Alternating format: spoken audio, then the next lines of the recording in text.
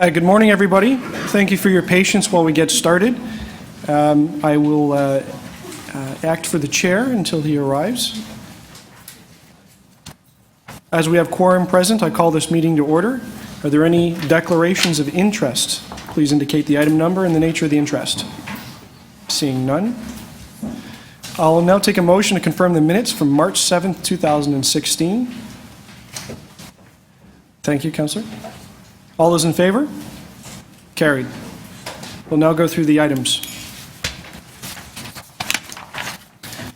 AU 6.1, City of Toronto, 2015 Audited Consolidated Financial Statements. We have a presentation, so that will be held.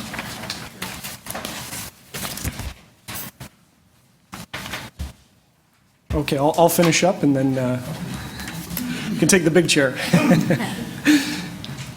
AU 6.2, Sinking Funds, 2015 Audited Financial Statements.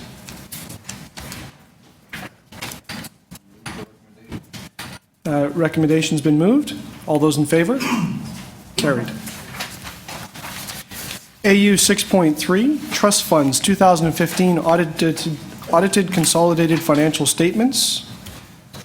Does anyone like to move that? So moved. All those in favor?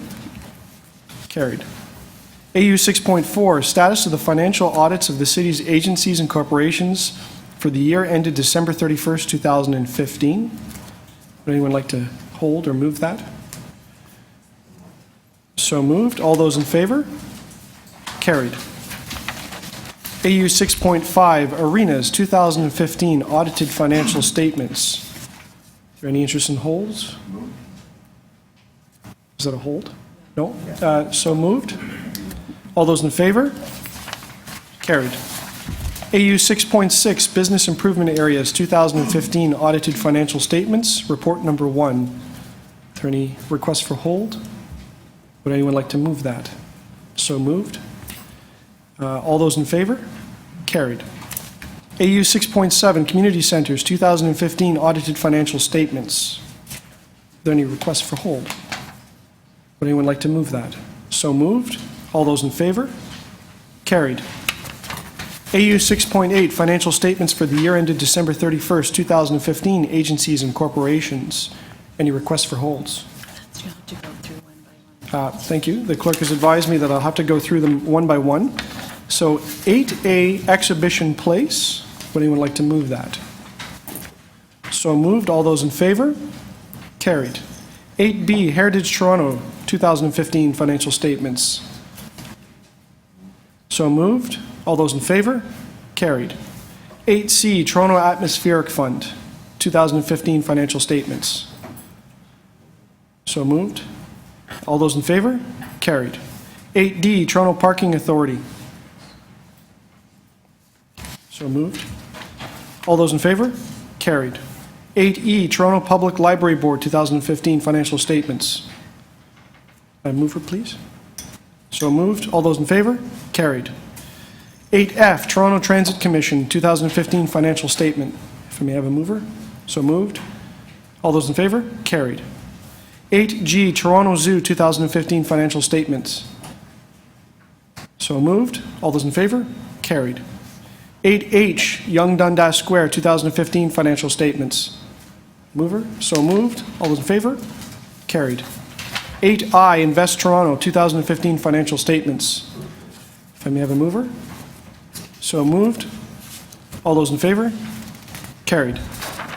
8J, Toronto Pan Am Sports Centre, Inc., 2015 Financial Statements. If I may have a mover. So moved. All those in favor? Carried. 8K, Toronto Portlands Company, 2015 Financial Statements. If I may have a mover. So moved. All those in favor? Carried. AU 6.9, Audit of City Cleaning Services, Part 1, Opportunities to Control Costs, Improve Productivity, and Enhance Quality of Cleaning Services. That is held for presentation. AU 6.10, Audit of Cleaning Services, Part 2, Maximizing Value from Cleaning Contracts. That is also held for a presentation.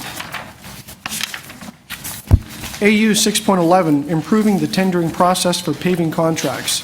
That is also held for a presentation.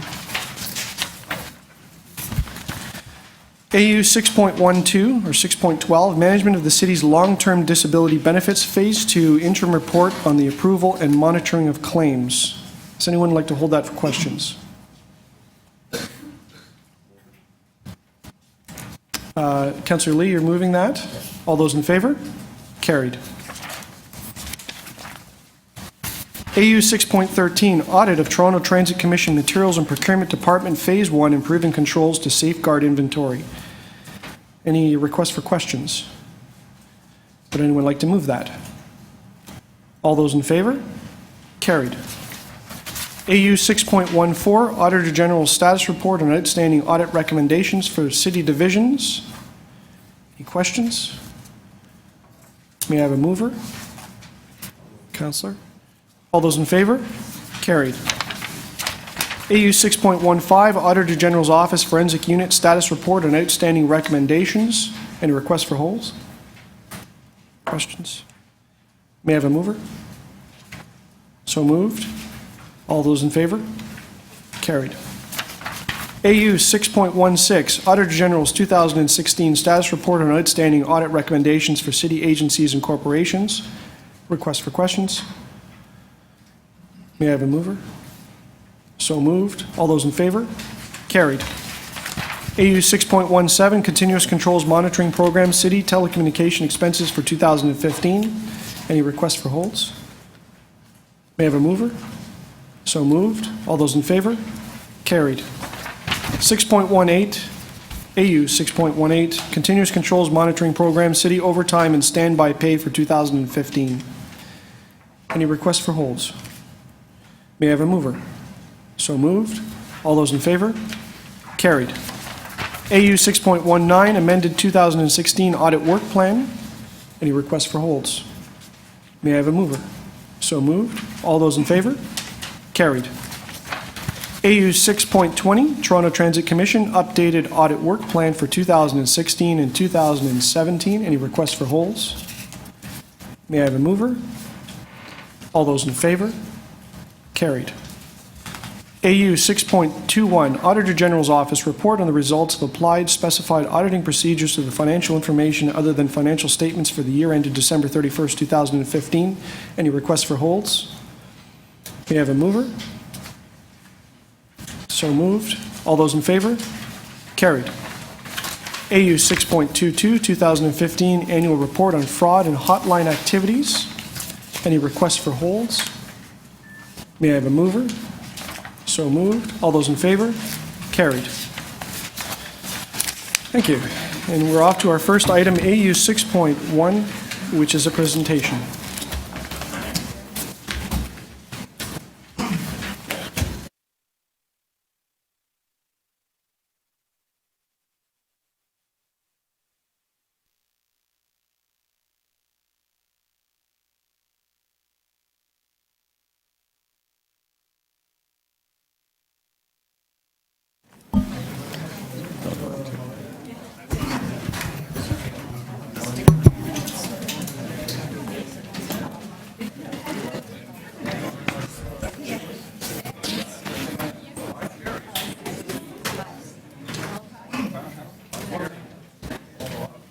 Thank you very much, Councillor Holiday. After 3 days of celebrations, my voice is giving out. My apologies, there was roadworks on Richmond Street that took me 35 minutes to get here from Richmond and Jarvis to City Hall. We got to do it, that's right, okay? We got to talk to the mayor about that, all right? Thank you very much, and so we on item 1, presentation. So please proceed. Thank you. Thank you. Good morning, Chair and members of the Audit Committee. Thank you for allowing Iqbal Ali and I to present the city's 2015 consolidated financial statements. The staff report accompanying these statements provides details and highlights on the statements and helps give some meaning to the numbers. In the interest of time, we will not be speaking in detail to all the slides, but will respond to any questions you may have on the statements or the presentation. This is an outline of today's presentation. We will start with a general overview. We will present the 2015 financial statements at a summary level. We will talk about differences in the way municipalities budget and the way we present our annual financial statements. We will discuss some key financial highlights. We will outline the new accounting standard implemented this year. We will provide updates on future changes in accounting standards. We will provide some concluding comments, and we will respond to questions.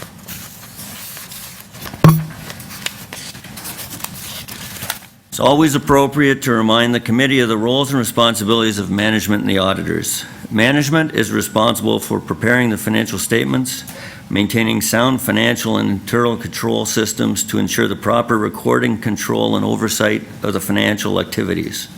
The city's external auditors, PricewaterhouseCoopers, are responsible for auditing the statements, reviewing and evaluating the city's controls and financial systems, and providing an independent opinion on the financial statements. Joining us today from PricewaterhouseCoopers are Michael Houghton, Kathy Russell, the engagement partners for the city, and Tasha Dewan, the senior manager in charge of the audit. There are 122 entities captured or consolidated into the city financial statements. This is up by 3 as compared to last year. The financial statements also capture the city's investments in government business enterprises, or GBEs, but not on a line-by-line basis. GBEs are shown as investments on the city's financial statements. GBEs are self-supporting business enterprises controlled by the city. Each of these organizations and GBEs prepare their own financial statements, which are presented separately to committee and council. Agencies and corporations, arenas and community centers, and the business improvement areas are listed on pages 9 and 10 of the consolidated financial statements. I will now walk you through the city's statements. The first statement we are going to review is the Statement of Financial Position, which is the municipal equivalent of the private sector's balance sheet.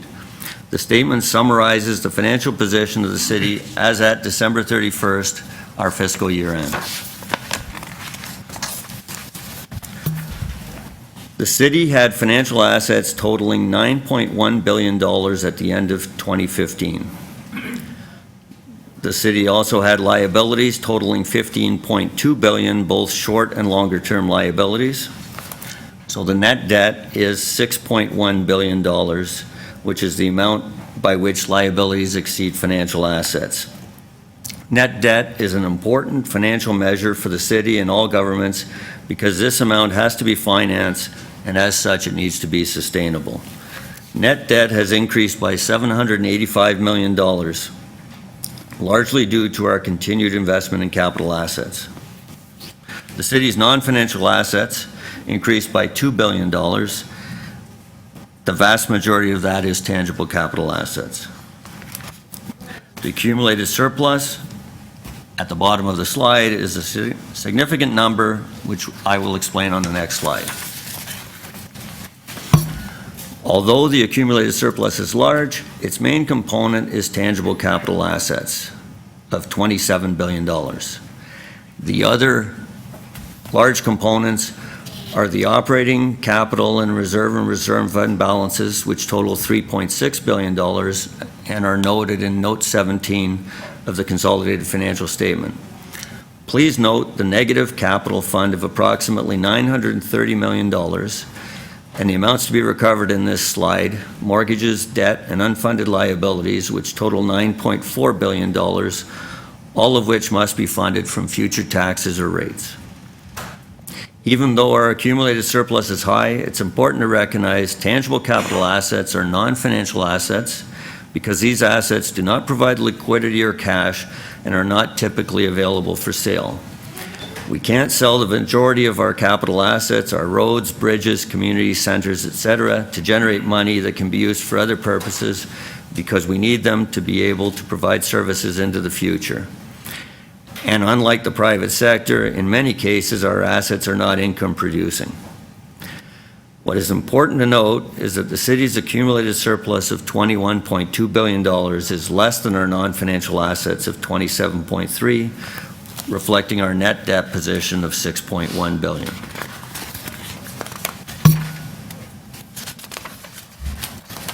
Statement of operations and accumulated surplus is the municipal equivalent to the private sector's statement of income and retained earnings. The statement reports on a consolidated basis, including all of the agencies and corporations, the operating, capital, and reserve funds. It reports the revenues earned in the year, the expenses incurred for the year, including non-cash items such as the amortization of tangible capital assets and increases to unfunded liabilities, and comes up to an annual accounting surplus, which is the difference between the two. You will see that in 2015, the city earned revenue of $12 billion from various sources, and we incurred expenses of $10.8 billion. So the overall annual accounting surplus is $1.2 billion. The $1.2 billion for financial statement purposes is different from the operating budget surplus reported to Budget Committee, and we will explain the differences on slide 17. The next statement, the statement of change in net debt, is unique to governments. Net debt is a very important number for all orders of government, as it's an indication of the reasons for borrowing. Toronto, unlike the province and the federal government, can only borrow for capital, not for operating.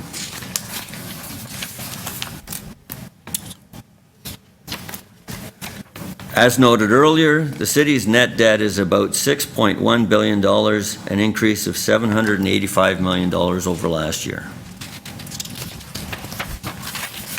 The last statement is a statement of cash flow, which is page 8 of the city's financial statements. This shows the year's cash flows broken into operating, capital, investing, and financing activities.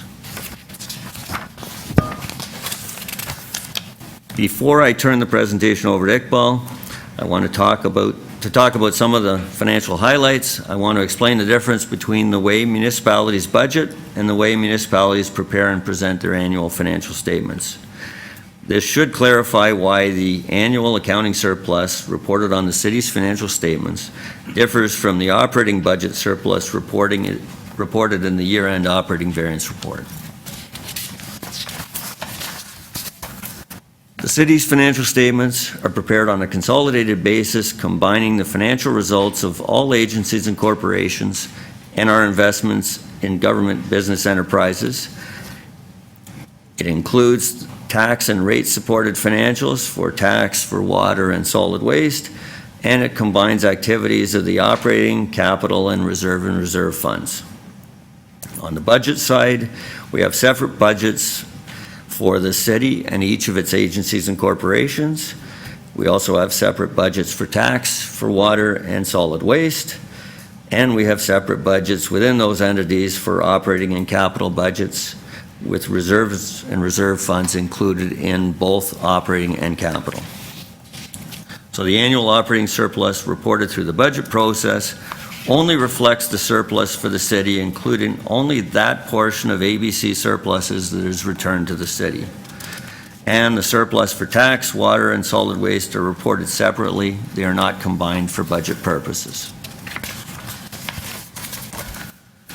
In addition to the consolidation issue, financial statements are prepared on a full accrual basis, whereas budgets are prepared on a cash requirements basis. On the financial statement side, the annual surplus includes expenses which do not require cash outlays, such as amortization for tangible capital assets and changes in liabilities for future employment benefits and landfill closure costs.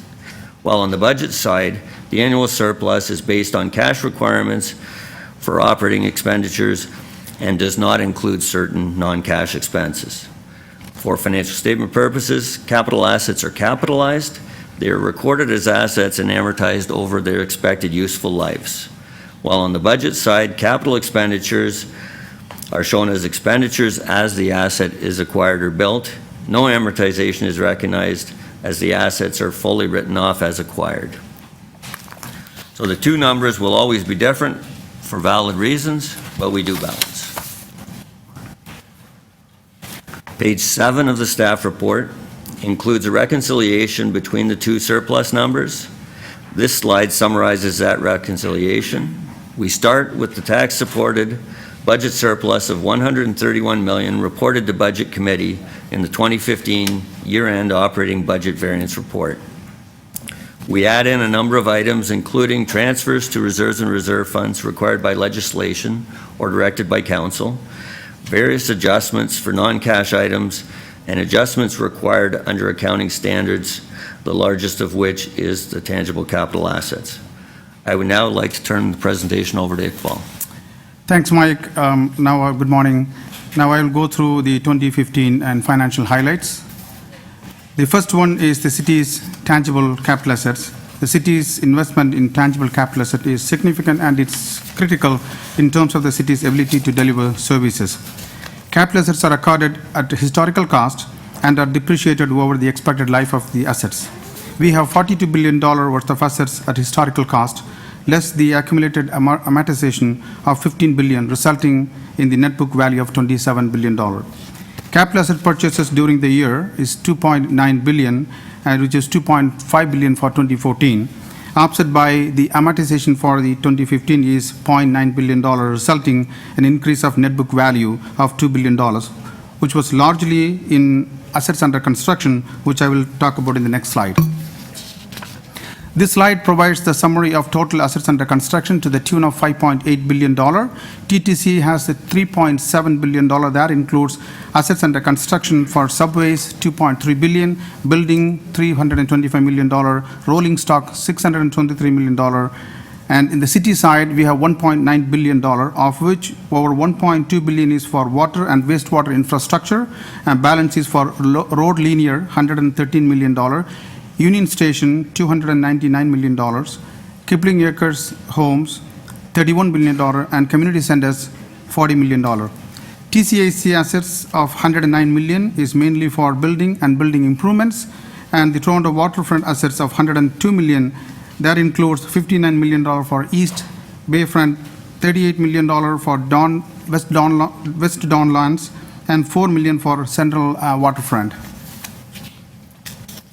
These slides provide a summary of employee benefit liabilities by entity by year with the gross and net liabilities. This represents the largest partially funded liability other than mortgages and debenture debt.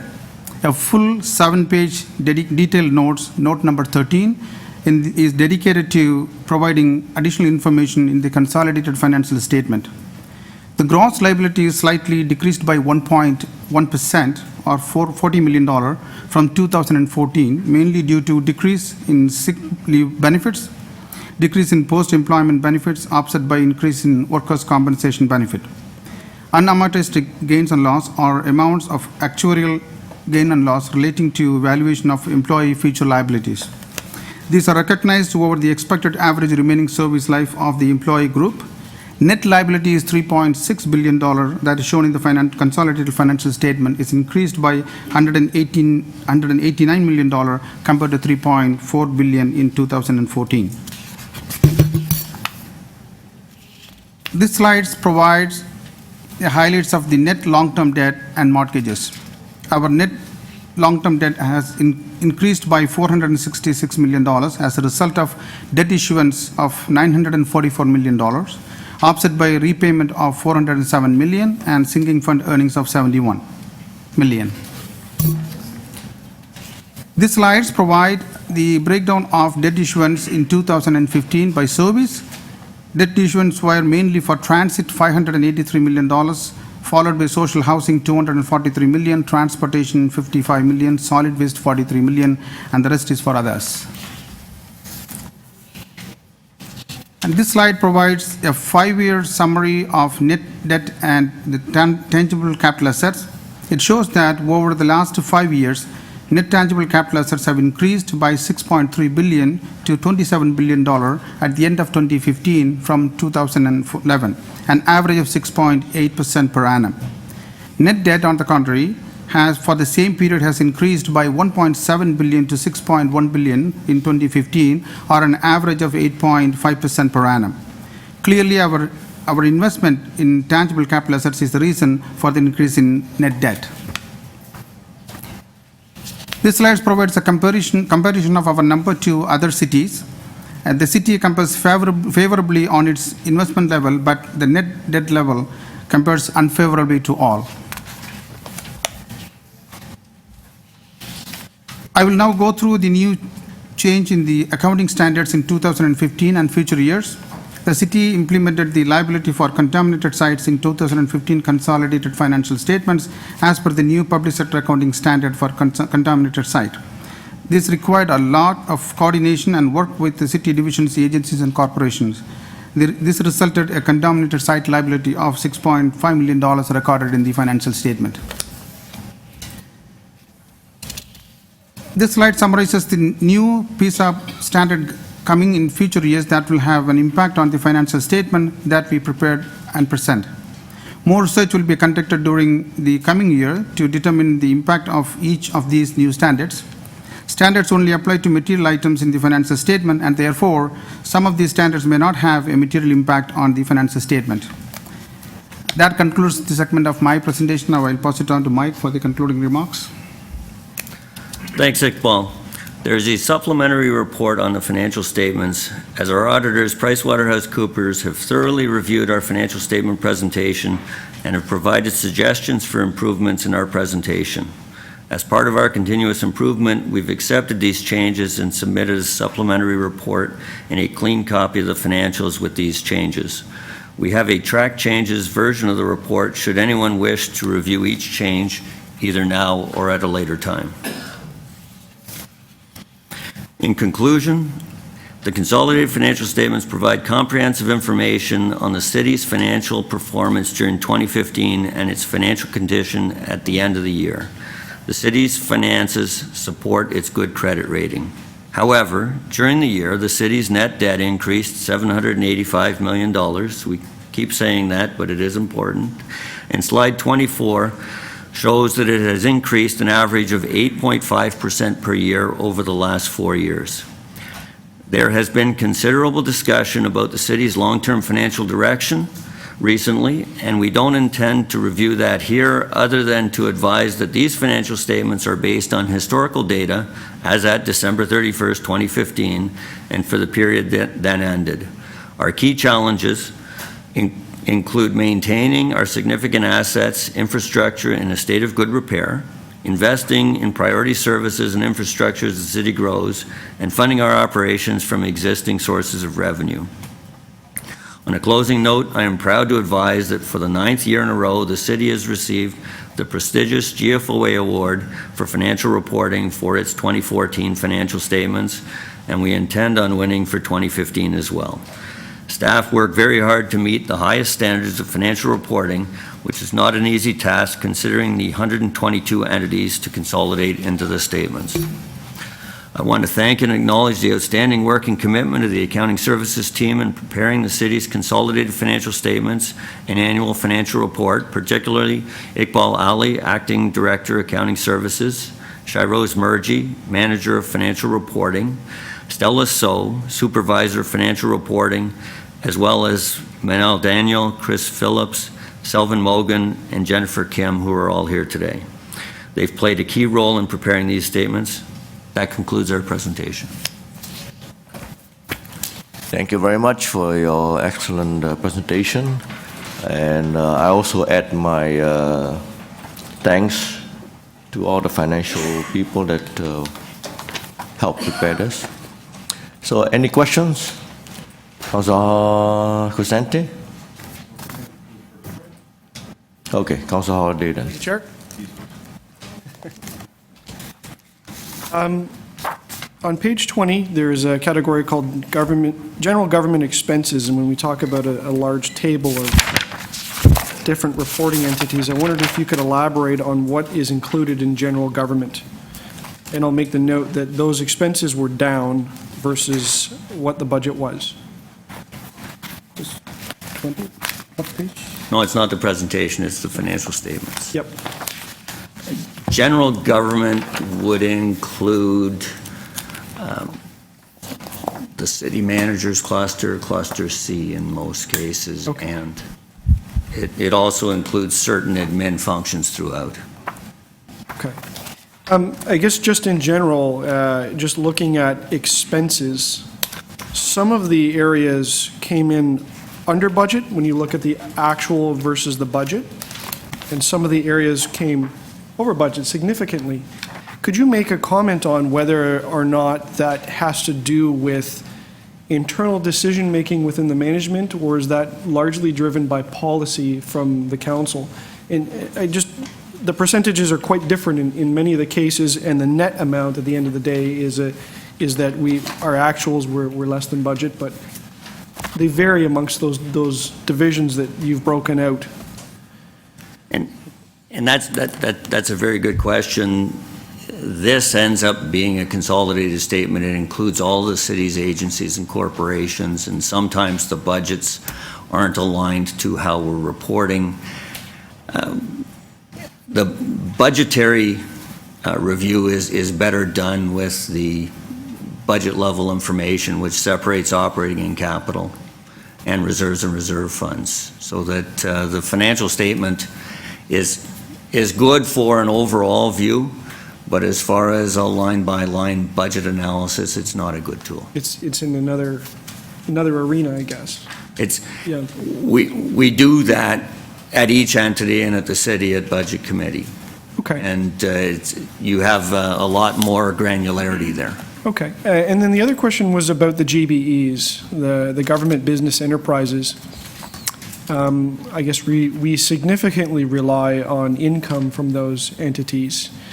And I noticed that there's a budget and an actual. Can you talk a little bit about how the budget is developed and then how we arrive at the actual? Because if they're business entities, they fluctuate over the year. And I'm not a specific number, but just in general. And for example, I know that we made some changes this year that affected Toronto Parking Authority, and so they would have less spaces to earn revenue from on certain roadways because of reconfiguration changes and such. But is there an iterative process through the year that we set out a budget from these entities and then we arrive at an actual, and how do we manage that throughout the year? Because potentially it's a millions of dollars swing. And if we're relying heavily on them delivering some revenue at the end of the year, how do we make sure that we end up where we need to be at the end of the process? That's another good question that I'm probably not qualified to answer. Fair enough. So this statement really just focuses then at the actual accounting afterwards? Yes, and we can talk Fair to, enough. for example, that the Toronto Parking Authority sold some air rights and therefore had income that was not budgeted.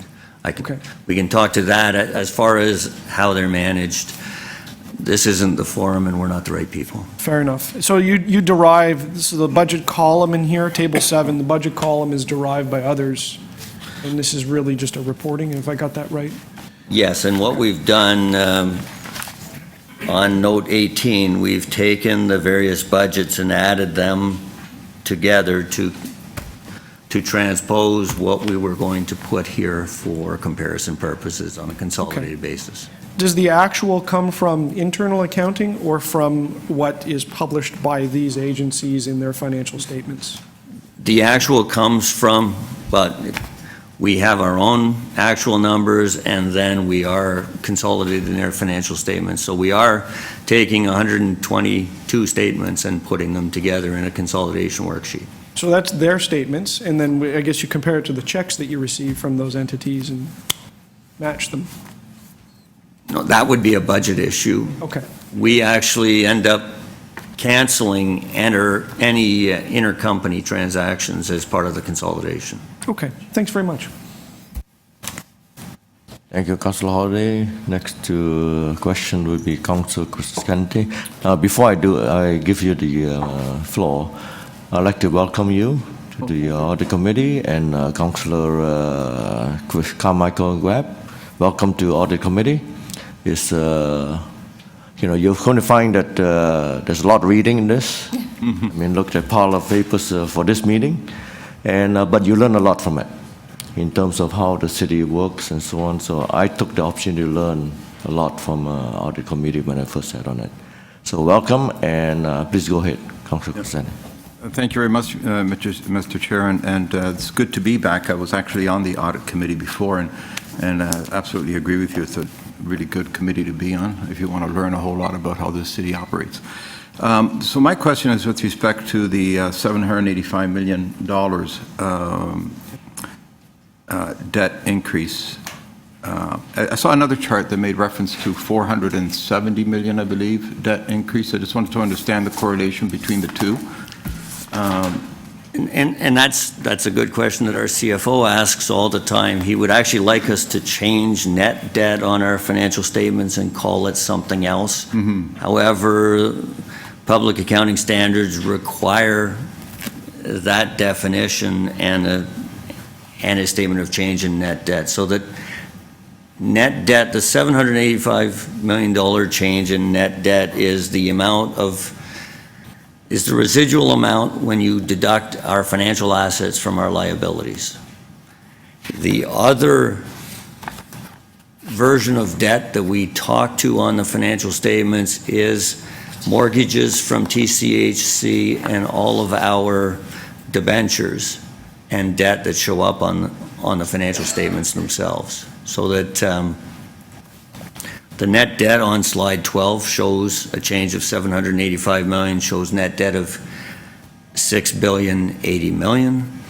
And the piece where we were talking about how debt changed, net long-term debt, which is our debentures less our sinking funds, and mortgages went up by $466 million. So is it the 466 million plus the 785? No, the 466 is part of the 785. Part of the 785.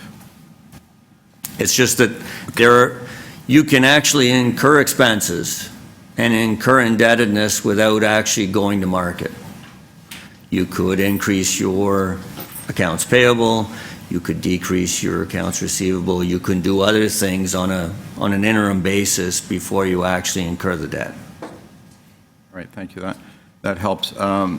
Your other chart with respect to surplus, the $131 million surplus, can we just make reference to that, please, for a moment?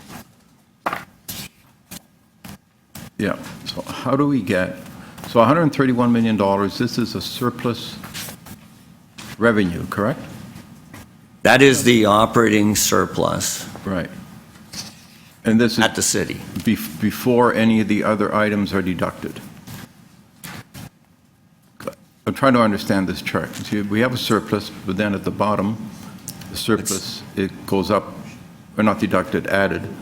So and the main difference between the two surpluses is that for operating purposes, we're not looking at tangible capital assets at all. For accounting purposes, we aren't writing off tangible capital assets so that they actually add to the surplus. So that the second line from the bottom, net change in tangible capital assets, capital and reserve fund balances, that increase is just going from cash requirements basis to accrual. The line below it includes some other adjustments, which are on page 7 and 8 of the report. And the other significant line is the $120 million from government business enterprises, because in our operating surplus, we only recognize that piece that is budgeted from GBEs. Any additional piece we end up taking in and then putting in a reserve or reserve fund. all right, so the only real cash money we have to work with in terms of the surplus would be the 131. It's as far as the paradigm we use to manage, yes. All right. Now, I just noted, and this was on another report that I was going to hold but did not, but would the impact of the 67 not implemented, the recommendations are still not implemented, do we know what the impact of that is to all of this in terms of financial on both operating and capital? It's no, because there isn't a specific tie-in to our financial statements for all of the Auditor General recommendations, so that it's not something that we could specifically say if we implemented them all, we would be In a better off or worse off. I expect we'd be better off, but I can't say. So you can't predict what it would be, because we have 212 recommendations that were put forward now since 2010. We're still 67 recommendations short. I would suspect there would be some benefit for us today if everything was implemented 100% long ago. There's certainly a benefit to implementing the recommendations. There is also a cost, and certain recommendations do take time, so that it's not something we can just translate to the financial statements, but that doesn't mean we aren't motivated to implement. Is there a way of looking at it, and I'm over time, is there a way of analyzing that to see what it would be had they been implemented? Last question, thank you. And I would defer to the AG for that. We'd have to go back and look at the ones that are currently outstanding, and then from there, determine which ones would have a financial impact, and perhaps select those to really do a cost analysis. So it would take a little bit of work, but we can take it away and see if we can, delineate which ones would have a cost impact. So it's doable? Yes, it could be. Thank you. Thank you. Thank you, Councillor Crescenti. Deputy Mayor Wong, you want to ask any questions? No. Oh, yeah, I thought you were visiting, Councillor. Okay. All right. Any other questions? Just one, I do have one. I noticed the capital assets, this based on cost base, so we do not we do a new valuation.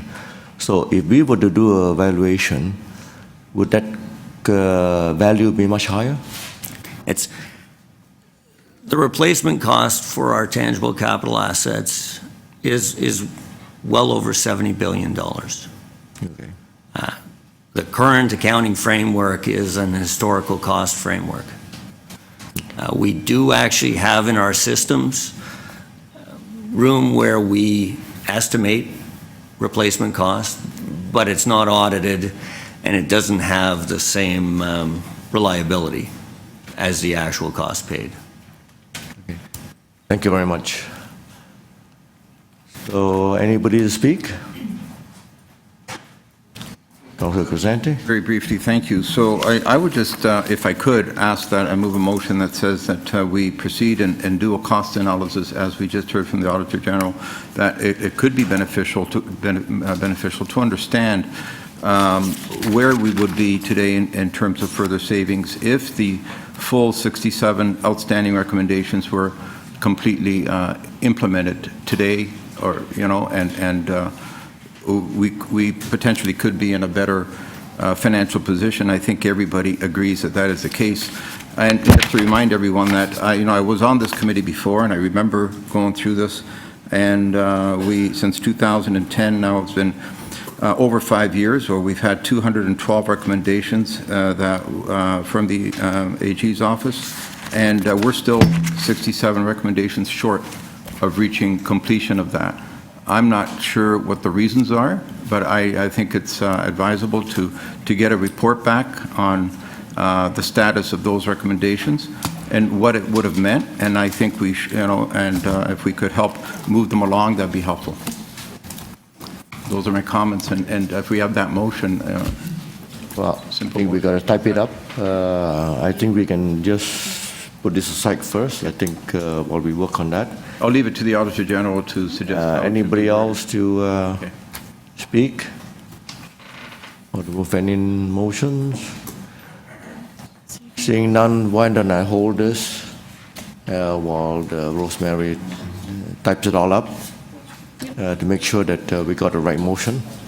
And so we'll move on to the next presentation. Before we do that, thank you very much for your excellent presentation. And we will keep working away, I guess.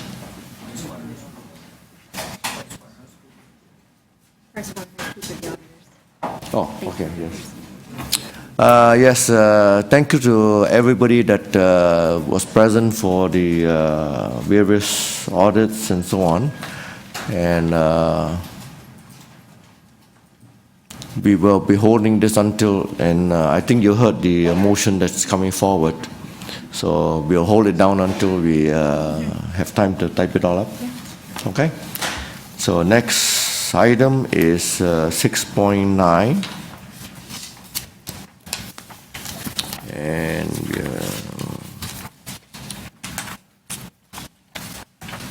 let me go to the right page. Okay, 6.9 is audit of the city cleaning services, part 1, opportunities to control costs and improve productivity and enhance quality of cleaning services. I just want to wait until it's And we are ready to set up. fantastic. So this presentation actually encapsulates 2 reports. One report is on an overview of the management of cleaning across the city, and that would include in-house cleaning. And then there's a part 2, and that relates to, we looked at, were we getting value for money on the outsourced or the out-tasked cleaning services, the services that were contracted out. And I have Ina Chan here today. She's my Assistant Auditor General, who was the lead on this. And Bruna Korbeski was the senior, and Nero Mokovic was the audit manager on this report. We're going to look at the audit objectives, the scope, and the background. And then we're going to look at the findings and recommendations, and then we'll do a summary. It's a fairly short report. So the objective was to assess whether cleaning services were effective, efficient, and economical. And the audit included the period between January 1st, 2011 until December 31st, 2015. Now, I just want to point out that at this time, facilities management was going through a bit of a transition. The COO, Josie Scioli, came on around 2012, and Sunil Sharma came on. He's the general manager over the facilities, and he came on around 2014. So about 2 years ago, Sunil came on the scene, and since then they've been doing a lot of work to try to really renovate this area, I guess is the best way, and Josie can give you more background on that. So the audit was divided into 2 parts. We looked at the in-house and the overall management. So we had opportunities to control costs and improve productivity, enhance the cleaning services. And part 2 related to the procurement and contract management. We wanted to maximize the value from the cleaning contracts. So as I said, facilities management, they're in transition, but it's still important. This report, what we wanted to focus on was really providing a roadmap that relates to how facilities management can move forward in this area in the most cost-effective way. So we know they were in transition, but this really provided a roadmap for them to do that. I think they could leverage this and move forward. There's some things underway, but I think this brought it together. And there are savings to be had in this area for sure, as Councillor Crescenti was noting. So overall, there's 140 million over 5 years spent in cleaning, so it's quite a bit of money. 30 million was spent in 2015, 22 million was in-house cleaning services, and 8 million was in contracted cleaning services. And the reason this is important, as the city moves forward with making decisions around whether to contract out, getting it right at the foundation is most important. And when we talk about, I talk over 5 years, it's because these contracts are signed for 5-year terms.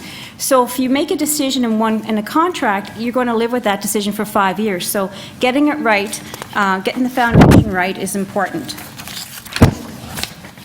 The custodial cost per square foot is going up. When I speak of custodial, that would include pest control and other kinds of window cleaning, but for the most part, the cleaning costs make up about 85% or more of the custodial cost. And we can see that it is rising, that's for sure. Now there's 3 main cost drivers when we look at cleaning. The size of the cleanable area. The second cost driver relates to cleaning routines and the scope of work. And what they do in the cleaning world is, they call it workloading. So once they have an area such as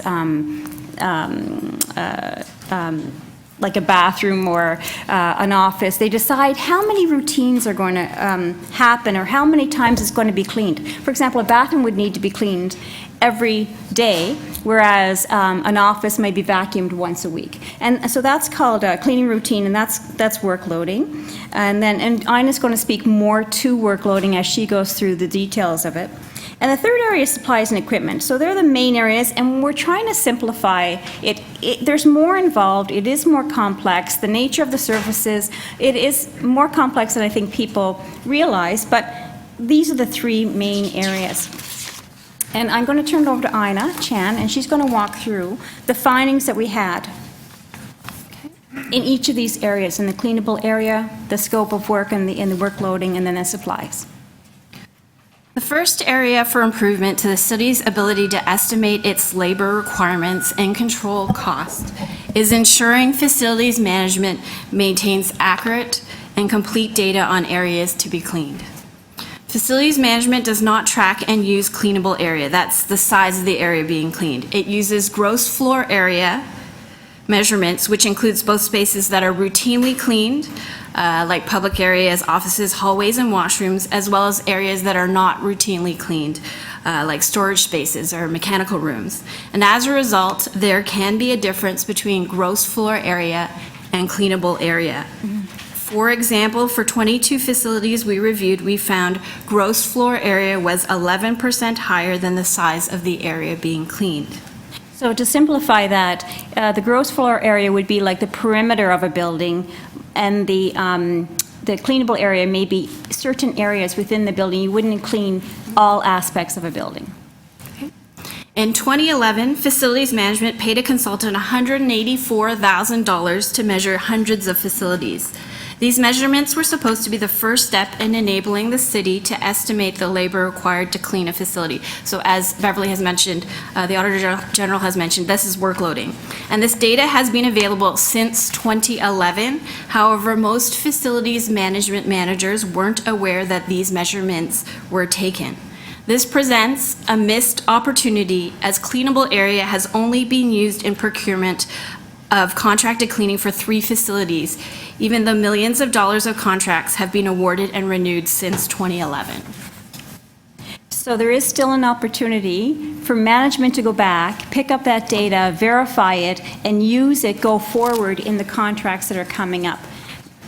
Okay, so why is this important? For in-house cleaning, performance indicators of productivity and cost may not be comparable with industry benchmarks, which are typically based on cleanable area.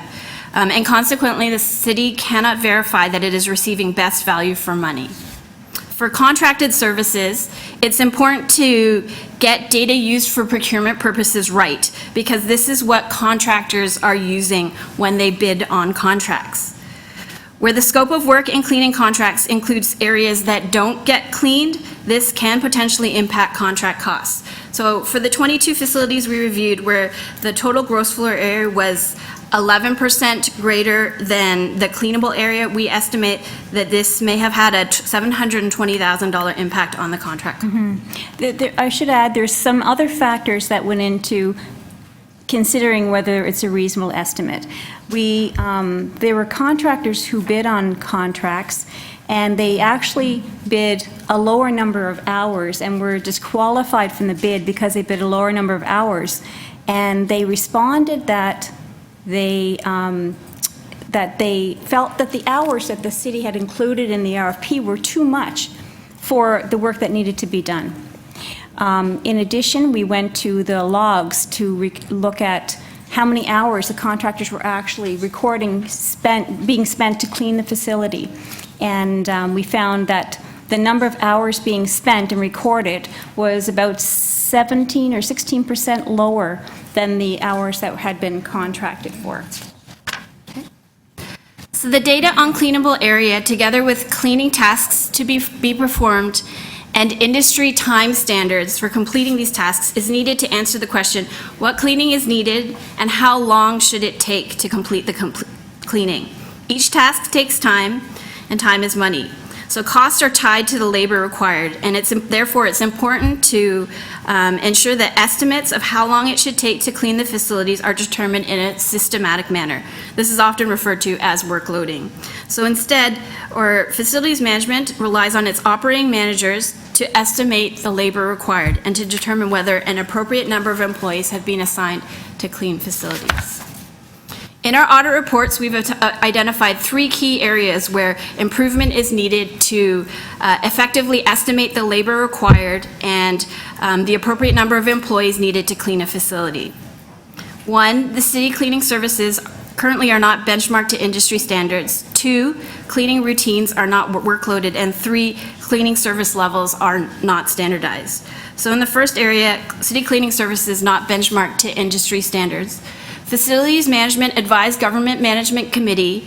They adopted the industry standard cleaning times for citywide benchmarking of productivity and costs in 2011. This citywide benchmarking has not been completed. In 2005, more than 10 years ago, the Auditor General then identified the need to monitor and benchmark productivity measures. However, at the time of our audit, the monitoring was not in place. Oops.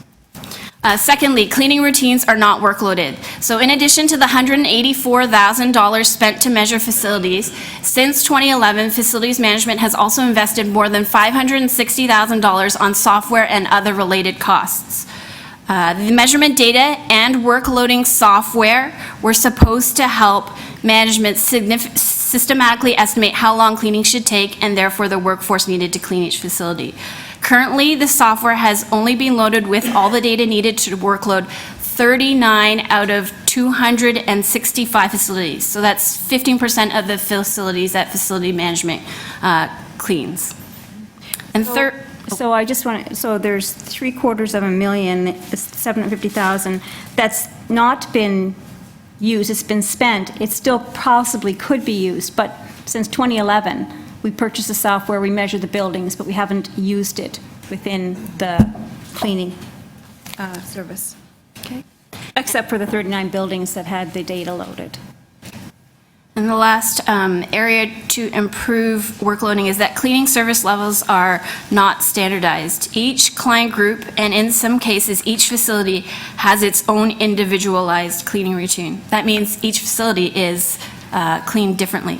In late 2015, Facilities Management adopted a corporate custodial standard service model with the goal of transitioning all of their client groups to standardized cleaning routines. They're in the process of starting to implement these standards.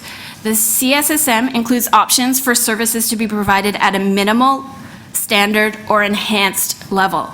And the distinction between each level of service is the frequency that a particular cleaning task is performed. So are floors vacuumed monthly versus weekly, or desks wiped down weekly versus monthly? The more frequently tasks are performed, the higher the cost will be.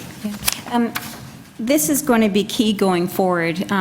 Facilities management, it's going to be challenging if people want to have an enhanced level of service. The cost is going to be quite substantial, as we'll show later on in the presentation. So making sure that the city's on the same page with council in relation to which services should be standard, have the standard cleaning, which services need enhanced cleaning. I think working with facilities management, that's going to be quite important to make their job easier in this area. And that's going to make a difference in the money spent on cleaning go forward. As the Auditor General mentioned, the CSSM reflects that a one-size-fit-all approach may not be appropriate. Some facilities don't require much cleaning, it might be warehouses or parking garages don't require much cleaning. Others require a much higher standard of cleaning. Child care facilities, long-term care facilities, they would require a higher level of cleaning. It's important to assess whether anything above a standard service level is needed and ask important questions on what cleaning must be done and what are we willing to live without to effectively contain costs. So for example, with one client group, they received the equivalent of an enhanced service level for all of its 39 facilities. This is the level of service intended for executive, political, and showpiece facilities with an emphasis on high service level. It's possible that some of these facilities do not require an enhanced service level, and if so, labor hours, number of cleaning staff, and corresponding costs required to clean these facilities can be significantly reduced. So we estimate just in this one client area, $2 million can be saved over 5 years. Ina, is it 5 years? Yeah. Over 5 years, just by changing the level from enhanced to standard, if the client and the facilities management thought that that was the appropriate thing to do. The whole point about this is to look into that. And we're just saying that the $2 million is taking 50% of the full saving, if it all moved down to standard, is $4 million. We're saying take 50% of that, assuming that maybe 50% of the facilities need to be enhanced, have enhanced cleaning. So it could be quite substantial. And it's, so there's a discussion that might need to happen to make sure everybody's on the same page in relation to who should have enhanced cleaning services and what that looks like. Okay, so we're estimating actually $4.5 million over 5 years for facilities that are cleaned in-house, and another $3.9 million over 5 years for facilities where contracted cleaners are used. And that's just for the one client group. And I'll walk you through the contracted cleaning savings. But this is just one client group representing 39 out of 265 facilities that facility management cleans. What is important to emphasize is that there is a need to assess what service level client groups are receiving. Some may be receiving less right now than the standard, some may be receiving more, and it's determining what's appropriate.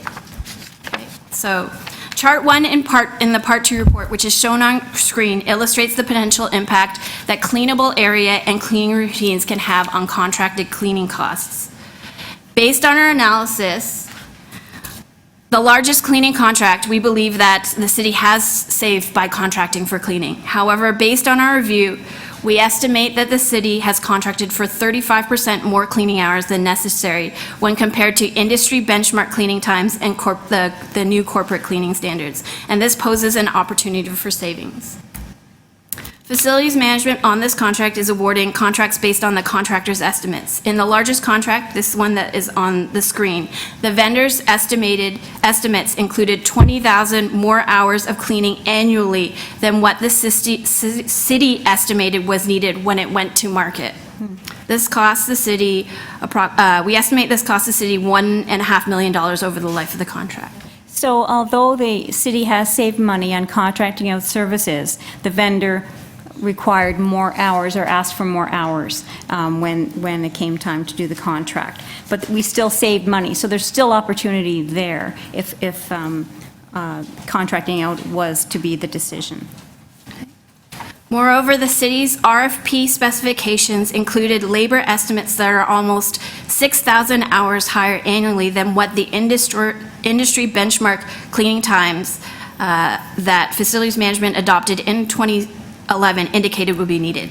So we estimate this costs the city an additional $400,000, which together with the high contractor estimates translates into $1.9 million in cleaning that is potentially being over-purchased over the contract term.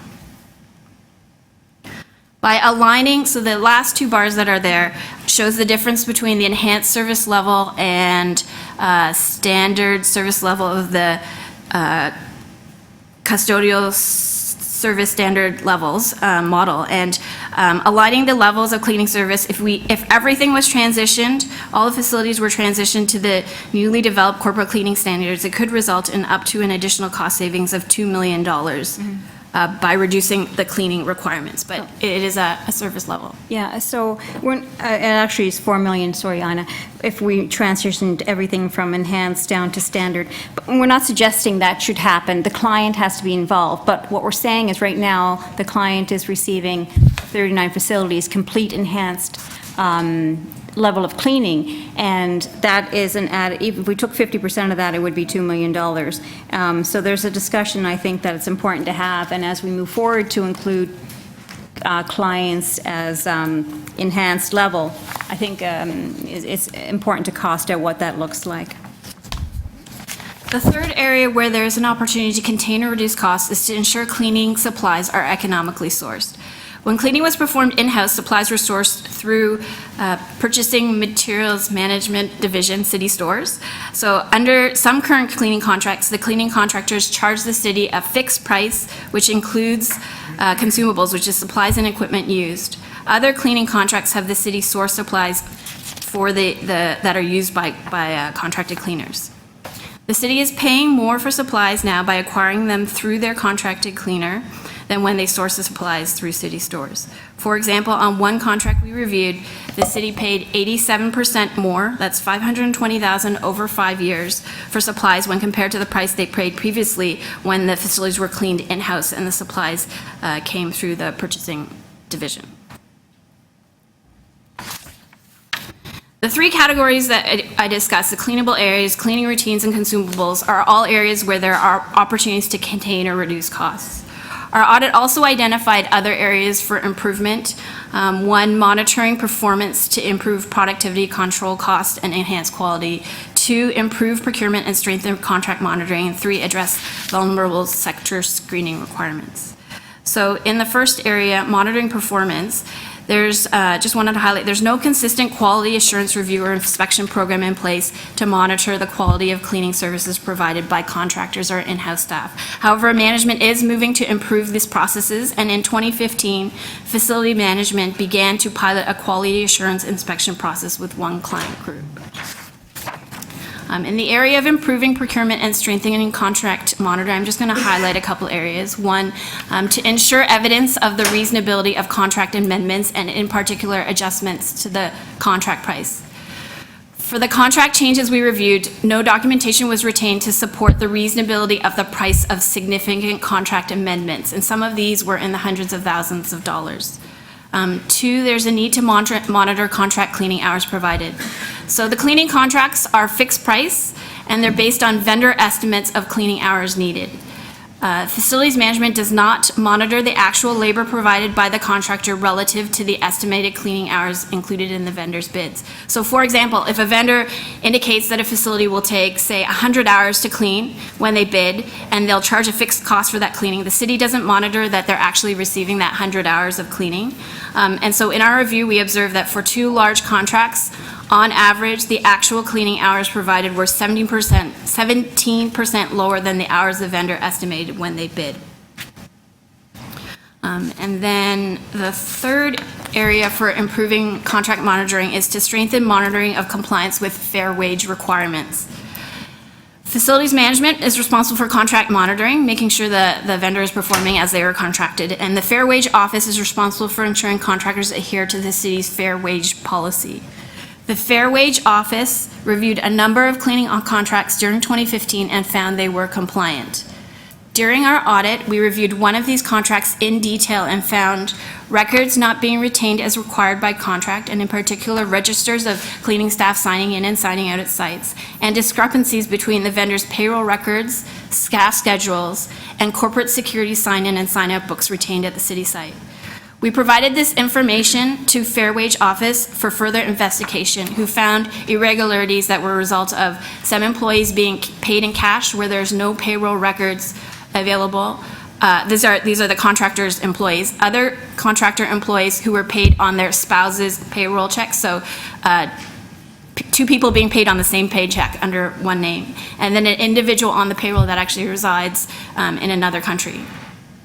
So going forward, improved contract monitoring and ongoing collaborative working relationship between facilities management and the Fair Wage Office, particularly sharing the information that they're collecting when they're reviewing for compliance, can help to ensure situations such as this do not go undetected.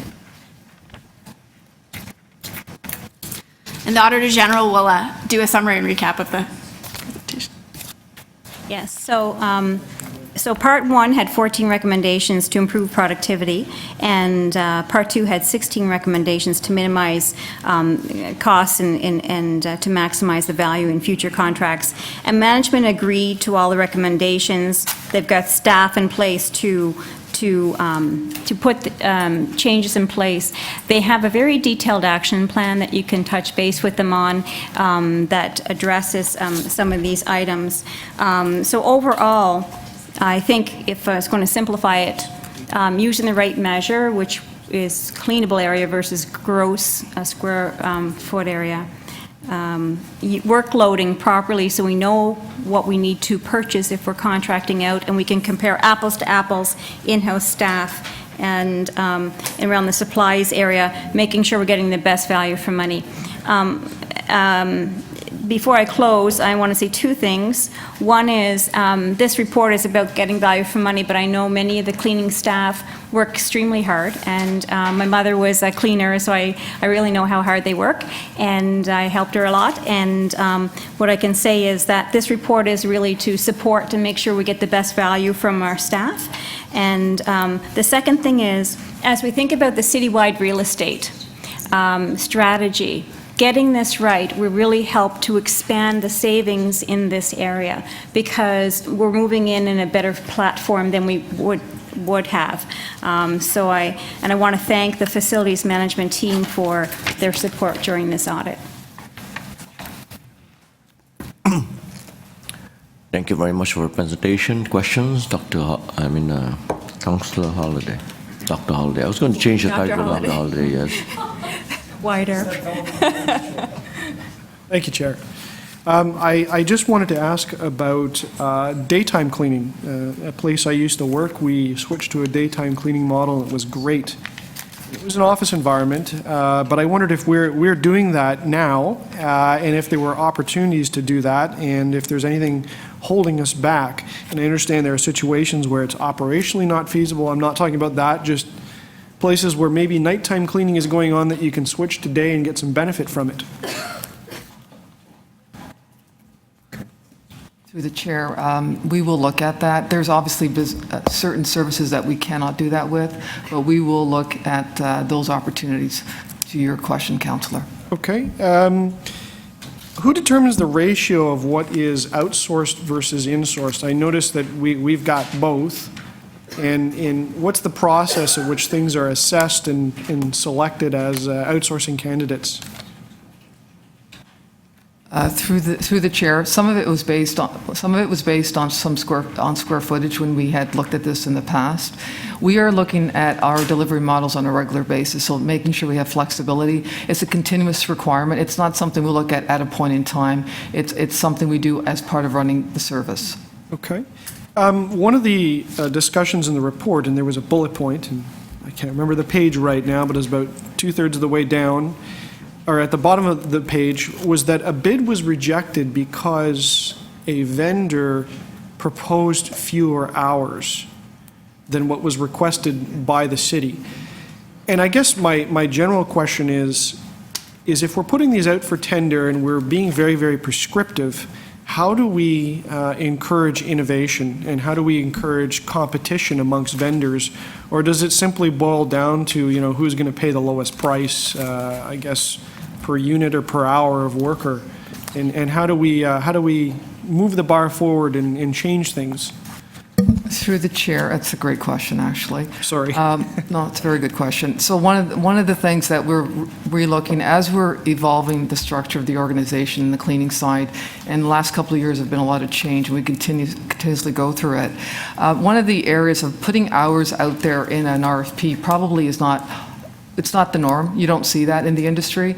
So it's something we'll be working with procurement on in revisiting that, because the hours, I don't think we should be putting it out there. We should be putting out the cleanable areas, should be putting out the routines that we want, and that is clear that that's a requirement. So as part of our procurement process going forward, that would be adjusted, and we're working with the procurement office on that. I guess the last question I have is page 22 talks a little bit about some of the findings under fair wage, and some very, very striking comments about irregularities with payments, the presence of individuals, other people in other countries, stuff that really concerns you. Why are we still doing business with a vendor? Is there a provision to straighten this out?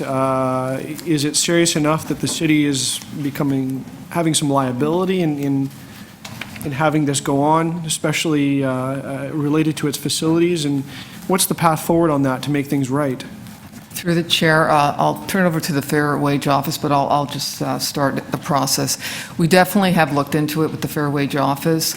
It has been rectified. It will not continue. There is, obviously, as part of the contract, there's specific requirements that are needed from our vendors, and they understand that. So the key part, it's not just the Fair Wage Office that does the work. We actually, at facilities, also have to do our job in making sure we reconcile. So that's a role that we're going to be playing too. So it has been rectified, and we will not continue with this within the structure. If I got time for one quick last one, we talked a little bit here about You got 4 minutes. problems with supply needs, with consumption of supplies, and I think on one of the contracts, it had exceeded by quite a significant margin. There are standards for cleaning routines and cleaning areas and the amount of time given. Are there standard units in the industry about the consumption of supplies, and is there an opportunity to benchmark the amount of supplies were being used? And I say that not from just a financial interest, but also an environmental one. Part of our policy is a cleaner environment, and I worry about overuse of chemicals and overuse of consumable supplies. Through the chair, definitely, as part of a bigger contract, we expect that we're going to get better procurement, better price points. That is definitely a requirement. The benchmarking we are doing, we have done some, and some elements we'll look at. We're going to look at the business case and what makes sense. So we'll look at, as we go out to tender, does it make sense to do it through the tender process, or whether we do it in-house? We're going to be looking at both, and that business analysis will come back to our review, and then we'll move forward with it. So your question is also very valid. Thank you. Thank you. Thank you, Councillor Holiday. Councillor Crescente. Thank you, Mr. Chair. Thank you. Our page 5 of the slide, it says that there's $140 million of cleaning services over 5 years. Are all cleaning contracts 5 years? They're with options. They're 1-2 years with options to 5 years, up to 5 years. That's within our structure. All right, so they're not just a straight 5-year. They're not 5 years. They're 1 year, 2 years with options to renew, 1 year, 2, the second, the third, fourth, and fifth year. So we have an opportunity to actually revisit some of the standards that we've put in place since last year and some of the renewals now. So that's something we are doing, Deputy Mayor. Okay, so they're looked at yearly for performance and performance standards? I would say they were, to the degree of consistent contract management, not to the degree that you're referring to. We will be doing a lot more KPIs or performance metrics around these specific vendors, as we will do inside our own organization. We've got to make sure that we're doing it in both fronts, internally and externally. And the last year, we've been building KPIs around it that we brought up to Government Management Committee. So their contract renewal will be contingent on how well they performed over the period of time, the first or second year, correct? Part of the process, that's correct. And is the idea to give them that 5-year window that we could get better productivity and better gains, financial, like savings over that time? Through the chair, the expectation is that if we've done the proper business case to procure out, that we have the right vendor, and then if they're meeting the requirements based on our business case, then I think we continue. If they're not, then we would have a conversation with the vendor and move forward in a different path. Okay, so I gather you know the recommendations we have before us and that the AG put together in her report, and they're good recommendations. It's a good report. But I just read into that maybe some assumption or not assumption, but I guess it was determined that maybe some of these things weren't being done. But I think I just heard from you, you've got certain performance standards in place, but there is room for improvement. Through the chair, we do have standards in place. Effectively, last year, we built them across our portfolio, so that did happen. Not just in custodial, we did that in maintenance and security. So those are the ones that we'll be using going forward. So we didn't have them all in place. We've just really, I would say, concrete since late last year. Okay, are you comfortable with all of these recommendations? Through the chair, yes, we are. Sorry, I didn't hear that. Through the chair, yes, we are. Oh, you are. Okay. Yes, I am. And I heard Councillor Holiday ask the question about, the one contract or contractor that determined he could perform the contract for less hours, and he was disqualified. Was that in fact the case? That is correct. He was disqualified. So what? And going forward, if we do not put the hours in there, we would not have that discussion. All right, so going forward, that no longer... That is part of our process moving forward, improve it. correct. All right, thank you, Mr. Chair. Thank you, Councillor Crescente. Next to ask questions will be Councillor McMahon. Next to ask questions, Councillor McMahon. Sorry, Thank you very my much. microphone wasn't on. Good morning, everyone. Just following up on the fair wage question that Councillor Holliday was asking. So the Fair Wage Office did an audit themselves and found everything was fine? Through the chair, I'm going to ask the Fair Wage Office to talk about the audit, but they did do an audit, but I'll let them speak to it, okay? Through you, Chair, the Fair Wage Office did conduct a number of reviews of cleaning contractors. Based on the payroll documentation that the company supplied, they were compliant, so the hours worked to the hourly wages, they all matched up. And based on that information, we concluded that they were compliant. However, new information came to our attention that we had to conduct a more in-depth review, and we found those irregularities. Just for clarity, may I add something? So what happened was, during the audit, we were reviewing the sign-in sheets, which are part of the logs that are part of the contract, and the contractor has to maintain those logs. And they were missing for about 3 or 4 years, this contract, and then there was the prior contract. So when we looked at that, and then we were trying to figure out from other documentation, there were some irregularities.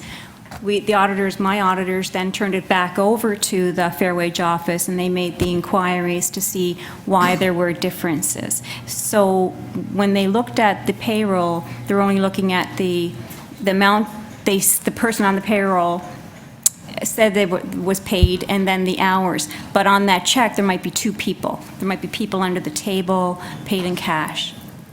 So those papers weren't there, and the audit department found them and presented them to you? That is correct. We followed up on our investigation and concluded the findings of the Auditor's General's office.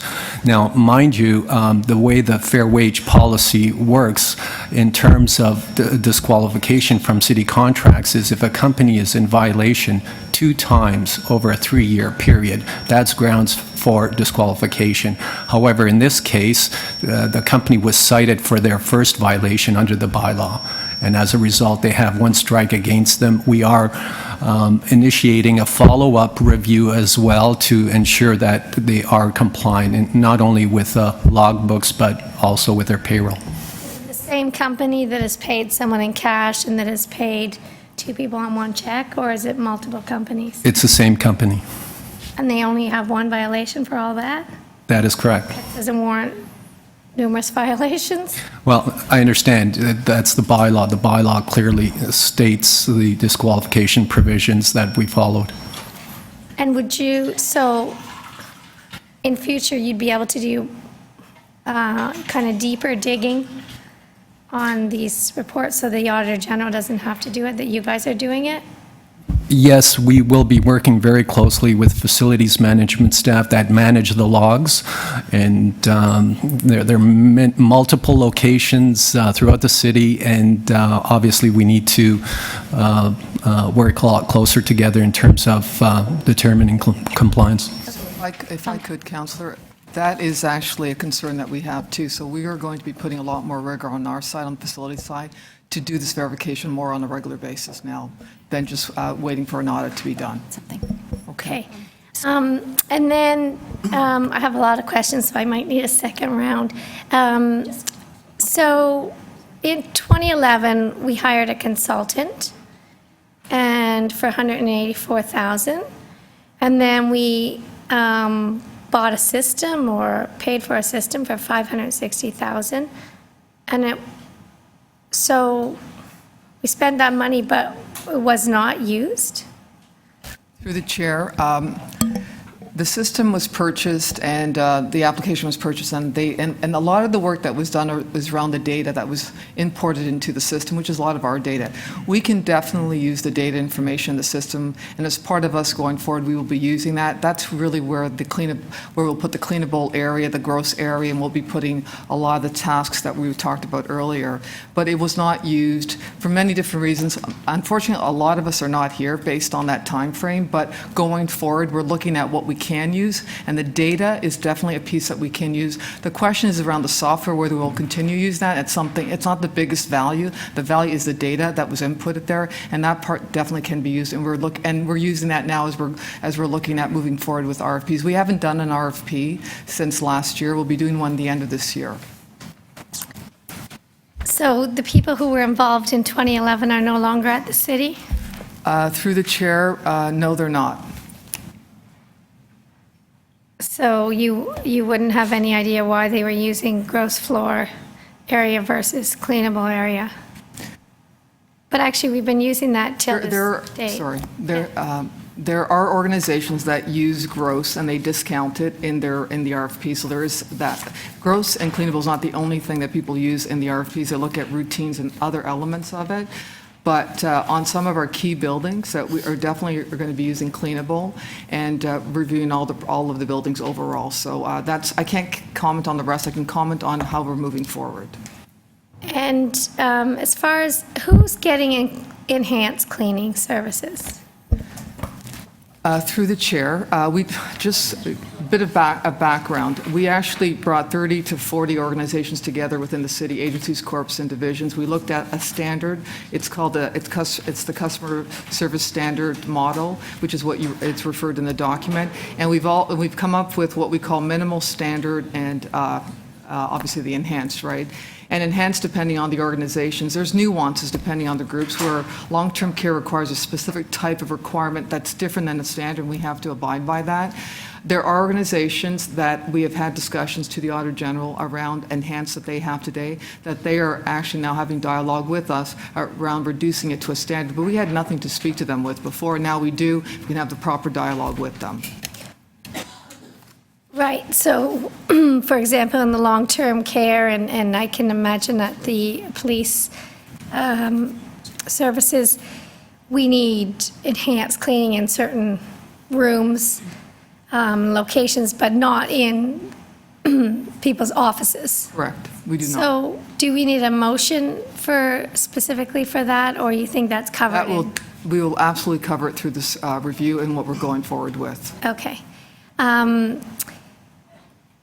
And the last one is with supplies. Do we use environmentally friendly supplies at all? Through the chair, yes, we do.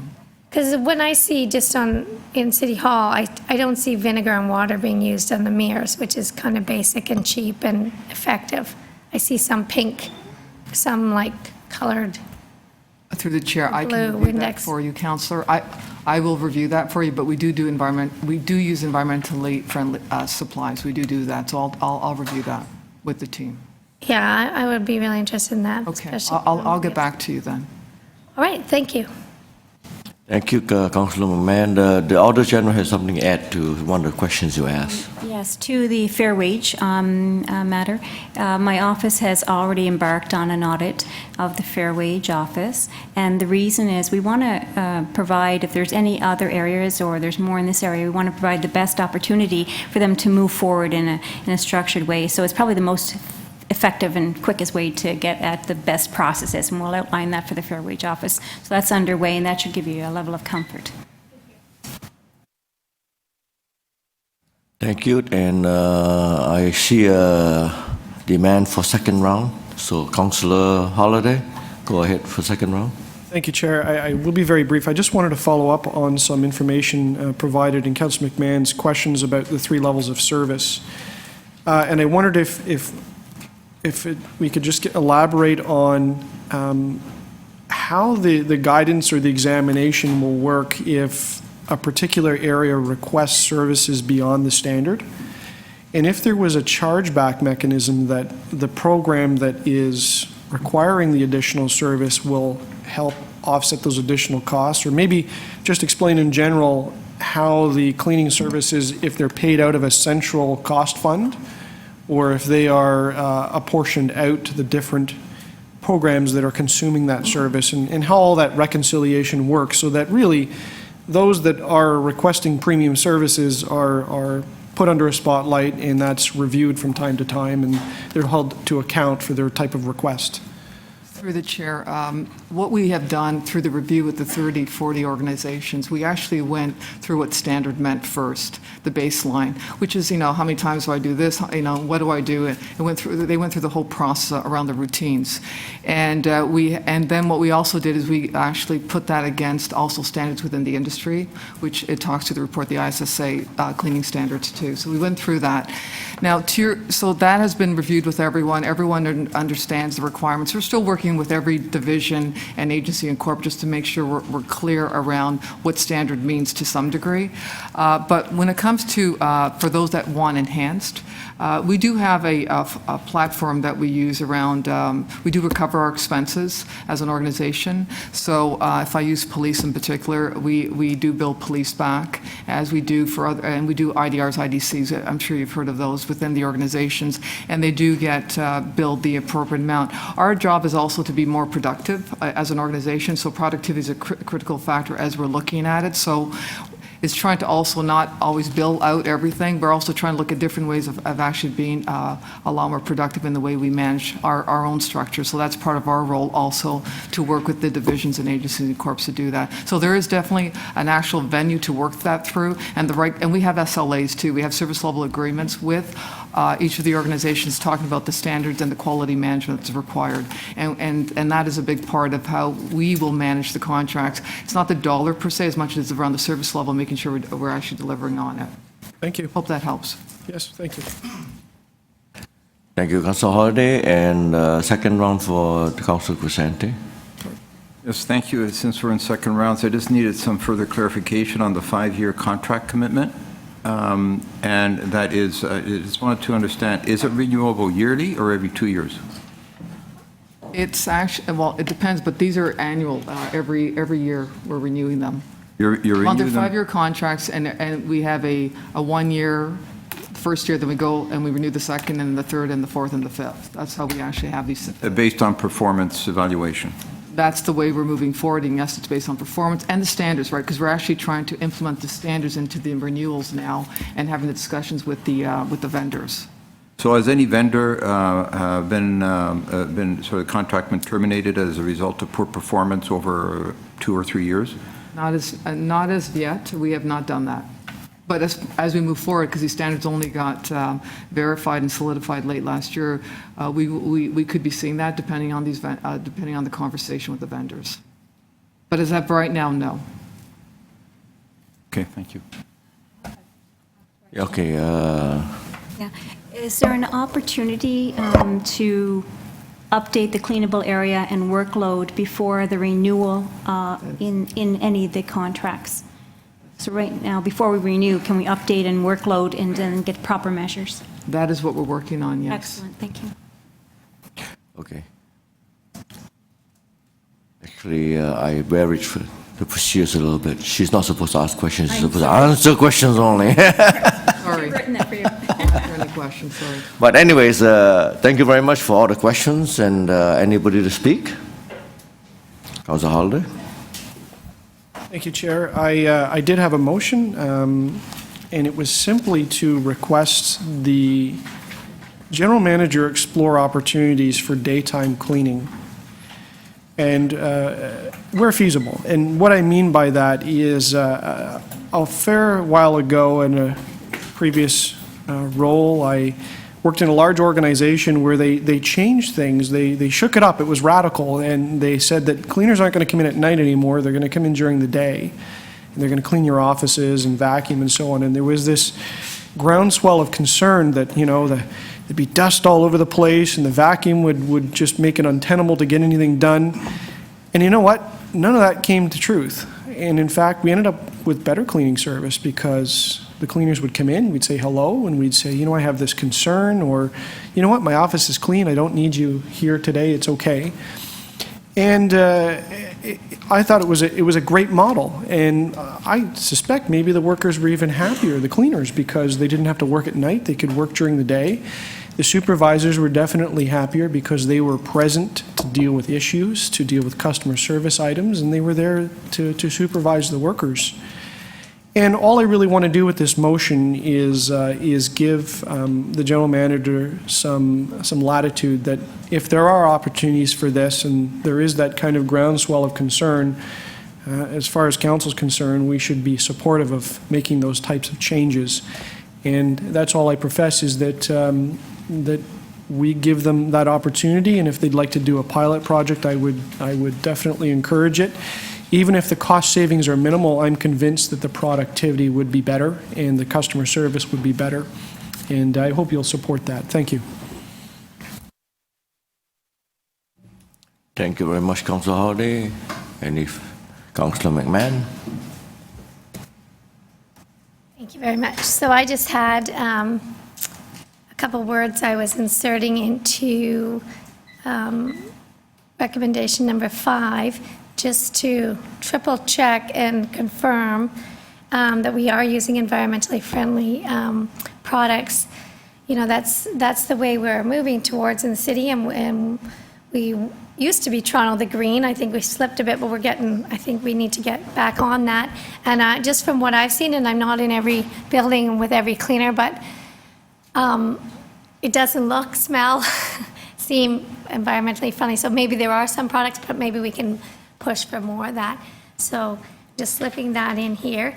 And I mean, this was a pretty unbelievable report. You know, all this money spent in 2011, and whether it was just miscommunication and things lost in translation, but all that money spent on a system and consultant, and we didn't use the valuable information from there. Some things that seem basic, not to be using gross floor area, but to be using the cleanable area.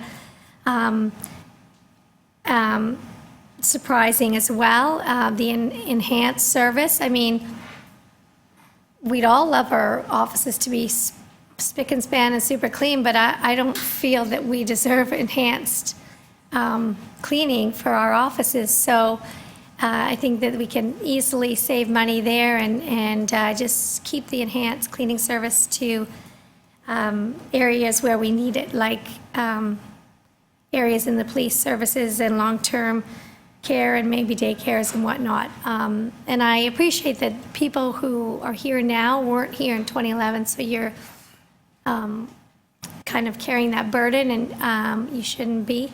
But I really hope going forward we can literally clean this up. Thanks. Thank you. Any further?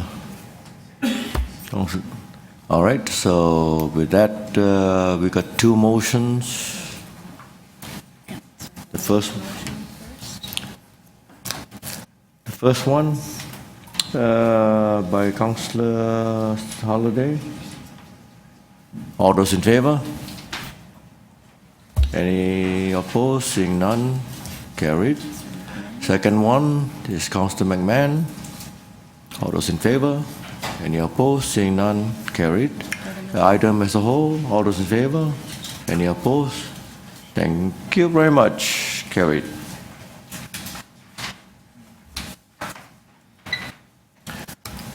So we now come to our next.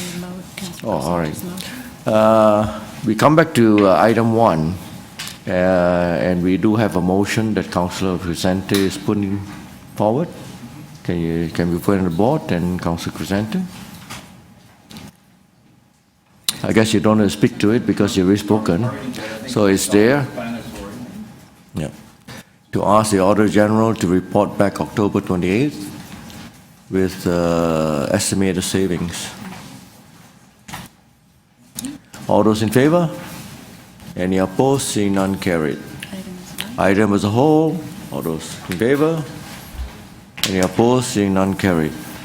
Thank you very much to everybody that's waiting for this to come forward and for coming to the meeting. With that, we go to to our next and last item, which is AU 6.11, and a presentation from the Auditor General. Thank you. Sure. Thank you, Chair. I would like to introduce Jane Ying. She's Assistant Auditor General on this file. Richard Patel, he is the Senior Auditor on this file. Faizan Hanif, he was a key player on this file, as was Claire Fangmu, quite a team. I think the one thing the common theme between this file and the cleaning file is getting the measures right, how important that is, and it costs money. So by way of background, we plan to look at the full scope of paving from tendering right through till performance, and this is the first part of it. And we looked at the tendering only, and we found some, to me, significant issues in unbalanced bidding that caused concern. So I'm going to turn it over to Richir to walk through, and I'll just provide commentary as we go. Okay, the objective of the audit was to assess whether effective controls were in place to ensure fair and competitive tendering processes for paving contracts, and to assess whether the city received the best value for money. As far as the scope is concerned, within our scope, there were 188 contracts that were tendered from January 1st, 2010 to June 30th, 2015, for the total value of $437 million. And primarily 3 types of contracts we reviewed was road resurfacing contracts, utility cut contracts, and sidewalk repair contracts. So this is the overall summary of the audit results. Now, in the second column, you'd see the total number of contracts that were issued. In the last 5.5 years, there were 188 contracts. Out of those 188, we were able to review 163 contracts. So we were able to give quite a good coverage in terms of audit. And the total value of the contracts that we reviewed was $383 million. Now, in the second last column, you have the estimated excess cost paid due to materially unbalanced bidding.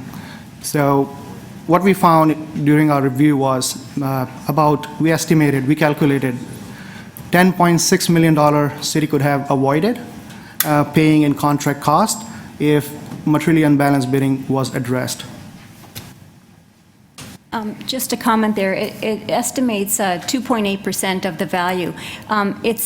That's a bit misleading. Actually, we found the errors in approximately between 21 and 27% of the contracts. So when a contract was unbalanced, materially unbalanced, the hit was a lot bigger. So the actual impact was between 4 and 23%.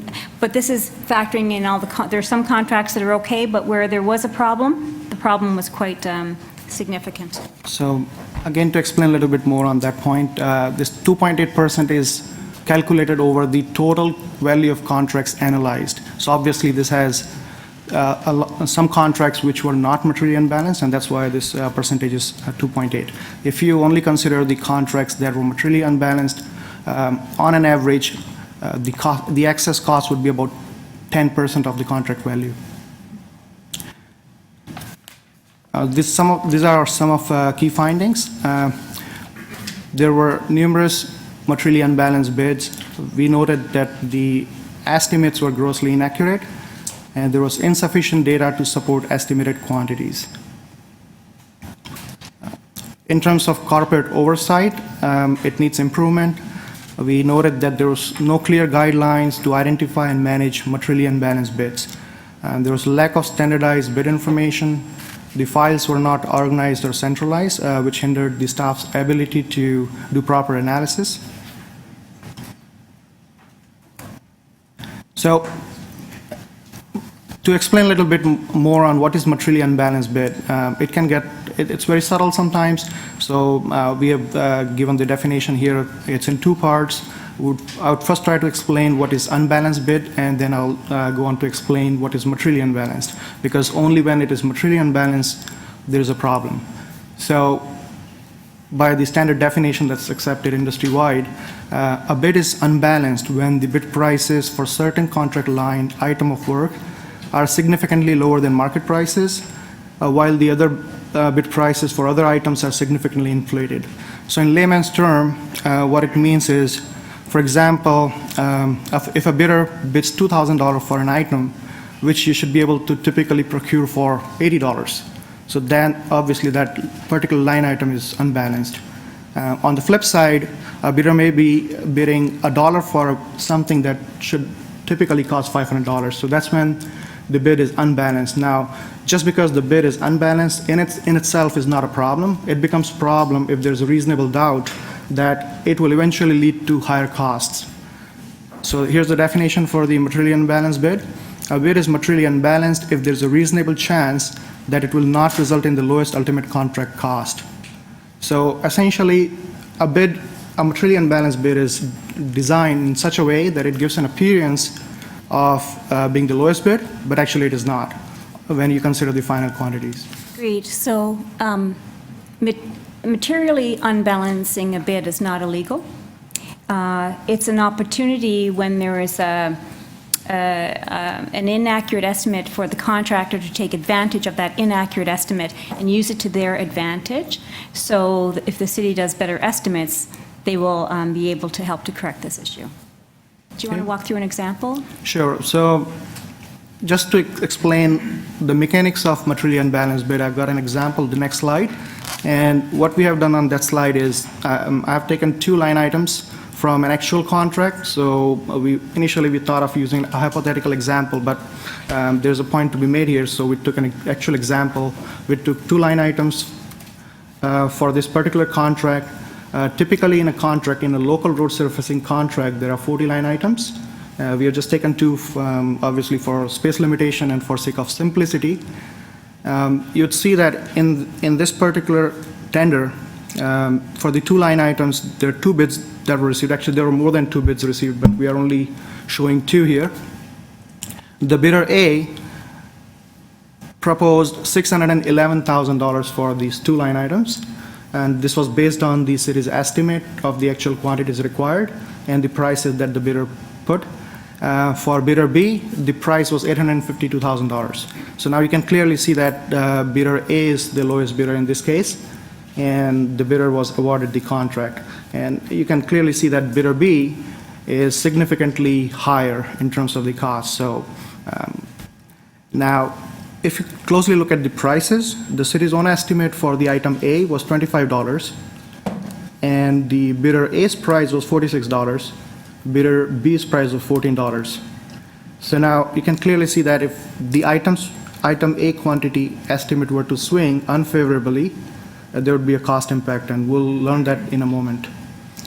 So here's the actual quantity, how the contract panned out in real. The same contract. Now look at the estimated quantities for line item was 1,000.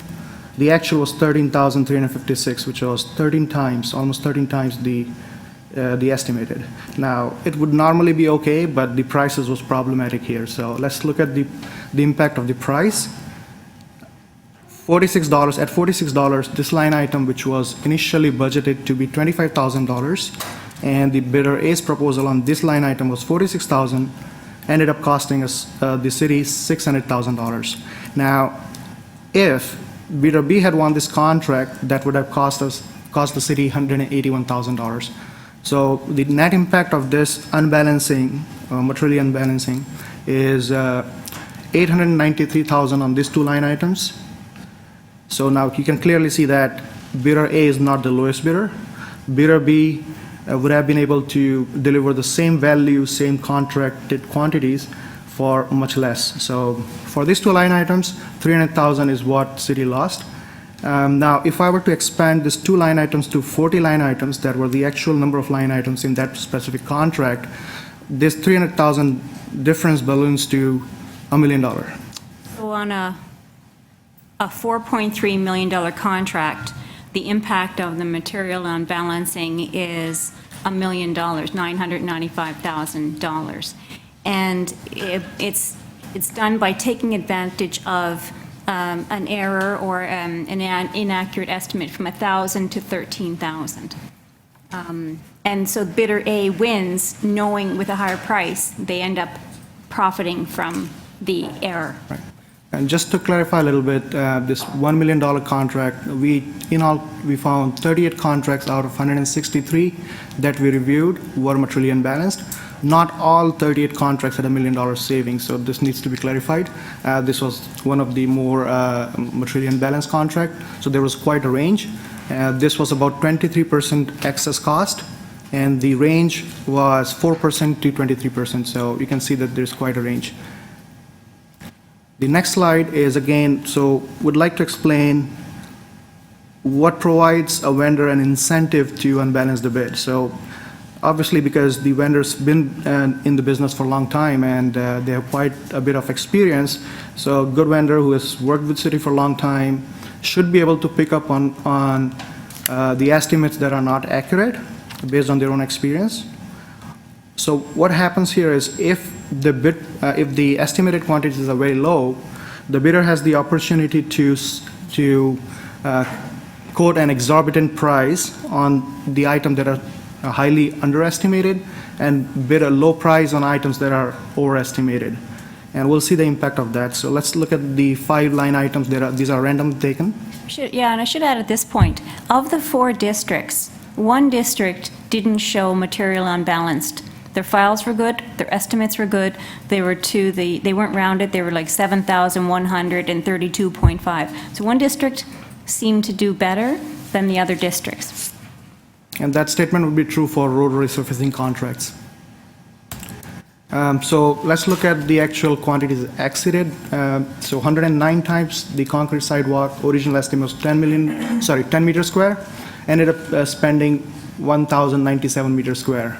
Same for crack repairs, 73 times, coal milling 50 times, crack repairs 52 times, coal milling 20 times. So these are some of the examples. Now, the number of times the actual quantity exceeded the estimate varied, of course, and these are some examples to illustrate. And there's quite a range by which the estimates and the actuals were different. And also to get the best procurement price and to be fair, it's important to have the most accurate data so that the contractors can bid appropriately. Absolutely. I might just lead into the next slide. Sure. I was concerned by the numbers I was seeing, so I decided to take a contract and look at the contract year over year. So in 2012, I thought, okay, they bid 1,000 square meters, and then the actual quantity was 6,000. So I thought, well, they might learn from history maybe, or, thinking about it. But, and in the ward, in the district, there's different streets, but it's the same contract scenario. The next year, there was 1,000, again estimated, 13,000 was the actual. The next year, 1,000, another estimate, 5,662. And then the next year, 3,500, and the actual was 19,756. And in this case, you'll see that the price the city had was 25, but the actual winner, the bidder who won, they bid the highest price in each time they went through. So they bid, the price range among the bidders was $1,380 to $4,250. And you can see that the person who won took advantage of the error. Over to you, Richard. Okay. So as you can see, the last column shows the impact of this particular line item over 4 years. In 2012, city paid $182,000 more because the estimates were off and the bidder's price was higher than the average, double the city's estimate and almost 3 times the closest bidders. In 2013, it ended up costing the city $432,000, $197,000 in 2014, $476,000 in 2015. So this goes to show the impact of the inaccurate estimation. Mm-hmm. And it's not that they go over budget or over the contract amount. What happens, the impact comes on the streets being dropped, work being delayed, because we're paying more for and getting less work done. That's right. So there are only 2 possibilities. So just to explain or to expand on the AG's point, there are only 2 mathematical outcomes of unbalanced line items. So if there's significant cost overrun on a particular line item, the money has to come from somewhere to deliver the remaining items. So either you cut the items, reduce the scope of work and still deliver within the budget, or you go for extra funding. So these are the only two possibilities. So now, these are the top 3 contracts where we calculated the estimated savings had the second lowest bidder been selected, was in the contract first, $995,000, close to $1 million. The second contract, $500,000, the third contract, $358,000. So these are 3 examples, and this goes on to show the impact of materially unbalanced bidding. And I'll just repeat what I said earlier. There were 38 contracts that had materially unbalanced bids, and the total loss we calculated was $10.6 million. So to explain why it matters is, again, to recap, $10.6 million over 5.5 years, what city could have avoided.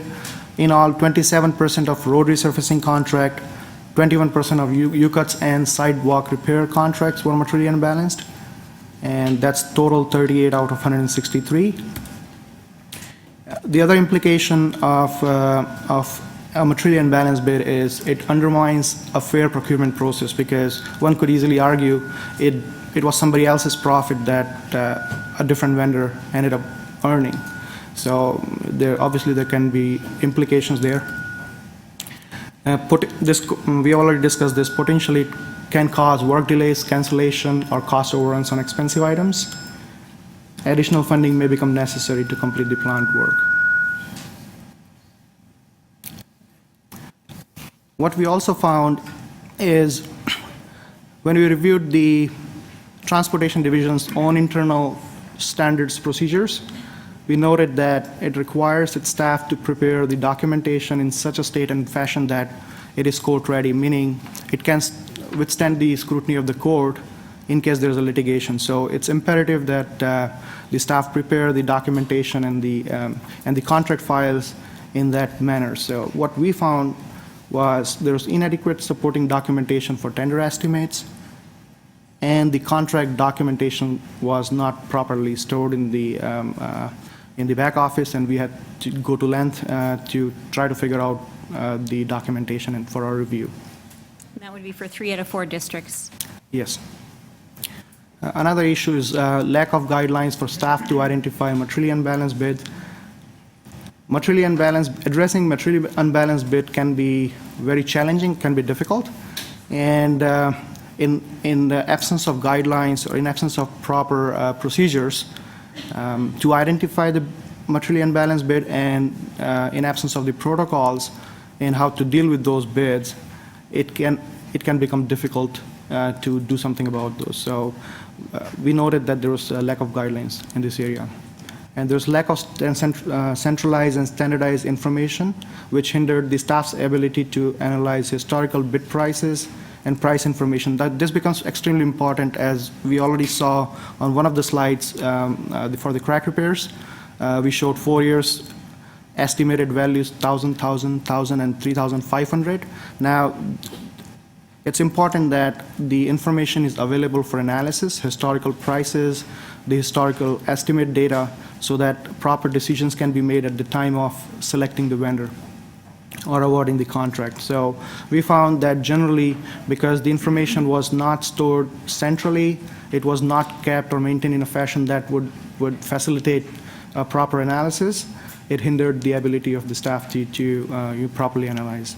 We prepared a database which we've shared with management, but it would be, we collated about 10,000 prices across 1,700 bidders on different contracts, so that you can start a central database so you can verify and analyze what a price should be, and that wasn't available citywide before, so we've shared that with management. We also found tender line items and descriptions were not consistent across the contracts, and decentralized storage of contract documentation files, estimates, and other information. Another issue was subcontracting information was not captured centrally. So obviously, It was not with PMMD, it was sometimes with the divisions. And just going back a little bit on the history of unbalanced bidding in the city. I mean, you can put up the entire slide there. Unbalanced bidding is not new. It's not, nobody's really taken the bull by the horns to address the issue. And I think right now, as you'll see in the management's response, they're trying to do that now. So I'd like to recognize them for that. But since 2006, 2007, there's been ongoing discussions about this, but it's costing the city money unless it's addressed, and it will provide a fairer playing field for contractors if the measurements are done properly. So on the next slide, I'll take the next slide. So there's work to be done, but there's 3 simple things that can be done. Number 1, when the inspectors are supposed to do the estimates, they have to do the estimates. Do an accurate estimate. There's one district who's doing it well, leverage off of that district, learn from each other, make sure you actually prepare the estimate. If you do that one thing, it will deter the bidders from unbalancing their bid. Look at the history of the prior years to make sure that the actual estimate is correct. The next thing is to review the bid submissions for materially unbalanced bidding. Analyzing something after the fact is not really fair. So what we did was we did a research, and in the US, they are ahead in this area, and they had a model to identify materially unbalanced bids. So we took their model, we applied our data of this 10,000 prices, we ran it through the model, and in 24 to 27 contracts, it showed us materially unbalanced ahead of time. So this model helps to predict a bid that is materially unbalanced. It provides management with the opportunity to make inquiries to make sure that the right things are done on that contract, making sure, like, our quantities off. If a bidder is bidding materially in a materially unbalanced way, then perhaps our quantity is not right. It looks like they might be trying to take advantage of something. So re-verifying the quantities just to make sure would be important. So we took that model and we gave it to management to use going forward. And then the third thing is, once you accept a materially unbalanced bid, you need to live with it. So making sure the contract has clauses so that the industry knows that you're going to be managing to the quantity is going to be significantly important, or you're going to be managing to the contract. So there are 3 simple things. Get out and make sure the estimates are right. Review the bid submissions to see if they're materially unbalanced, and manage the contract to make sure the quantities match what we thought. And if there's any overages, do that reconciliation. Like right now, there's no reconciliation to say, well, we thought it was going to be 1,000, but it's 13,000. We thought it was going to be 1,000, but it's 6,000. That work has to be done. And what was the cost of that? Which streets had to be dropped? We said we're going to do these streets, and we're going to use this much material. All that information is available. It's already there. Management uses that, but now let's do that reconciliation. So that's the piece that has to happen. So in summary, there's 7 recommendations. It's important to improve the tendering process. This is important, this audit's important, to improve the tendering process in this area, to ensure there's fair and objective procurement, and to obtain the best value for money. And we provided some of these findings early on in December, January, and management jumped right on board. And as contracts are coming in, they started to apply the model, and they are working, and I know that management's going to come up next. So we try to provide our findings even before we get the report out. And management agrees with them, and I'd like to just, management added some slides, so I'd like to turn it over to management to address those slides.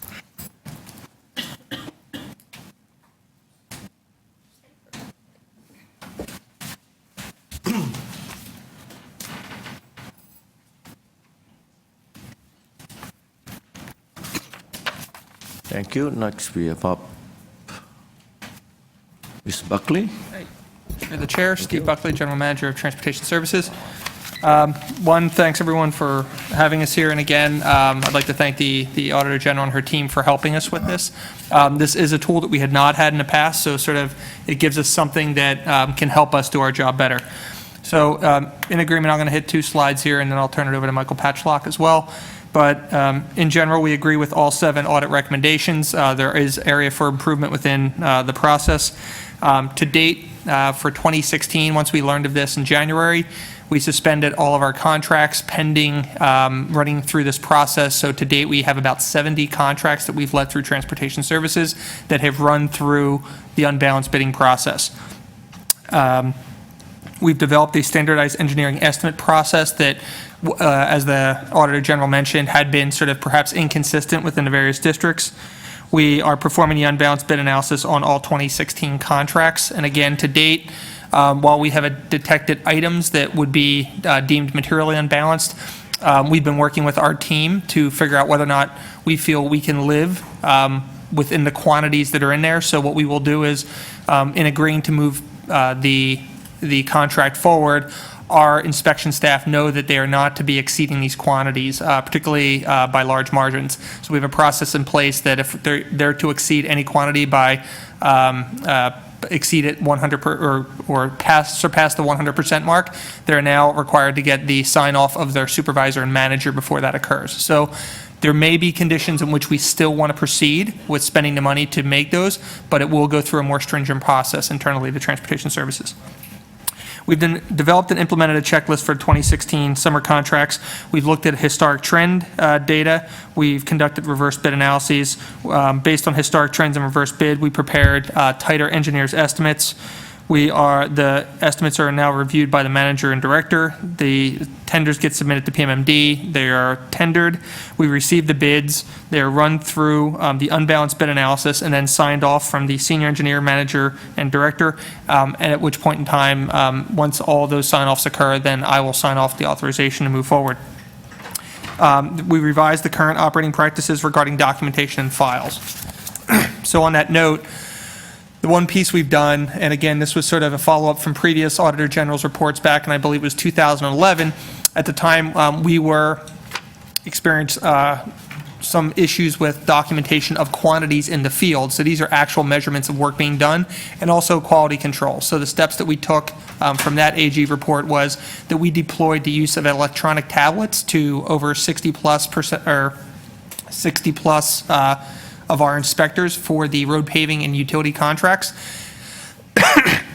Excuse me. And at this point, this basically permits them to monitor in the field real-time the status of all the contract bid items and associated costs, permits inspection staff to take photos and have them immediately sent into electronic files within the documentation. It ensures all the work is properly documented, and any unforeseen work can be immediately documented in the field so that there is substantiation in the file for this. Reduces, we used to do this on via paper, so we'd have issues with data entry and the time and documentation issues we had with that.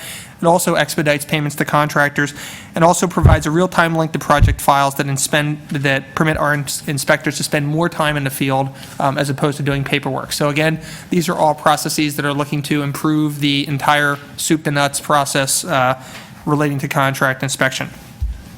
Finally, we've also, just in terms of keeping new sets of eyes and trying to bring greater consistency among the districts, we've rotated our district road operations manager, and within districts, we've rotated supervisory and inspector staffs among various contractors so that they're not working year over year with the same team of contractors. So again, these are some steps that we've taken in Transportation Services, and again, we fully agree with the recommendations brought forward and thank the AG's team for helping us identify these issues. Thank you. With respect to purchasing, with the information provided by the Auditor General, we developed our unbalanced bid analysis procedure, and as Stephen mentioned, we applied it to the 2016 road construction tenders. We're now working on rolling that out to all the other divisions. As part of the changes to the purchasing bylaw and the procurement process policy, which is in a report before at July's council, where we added a supplier code of conduct that will help assist in addressing the subcontracting issue that the Auditor General identified, and it also reinforces the fact that bids will be analyzed for unbalanced bids.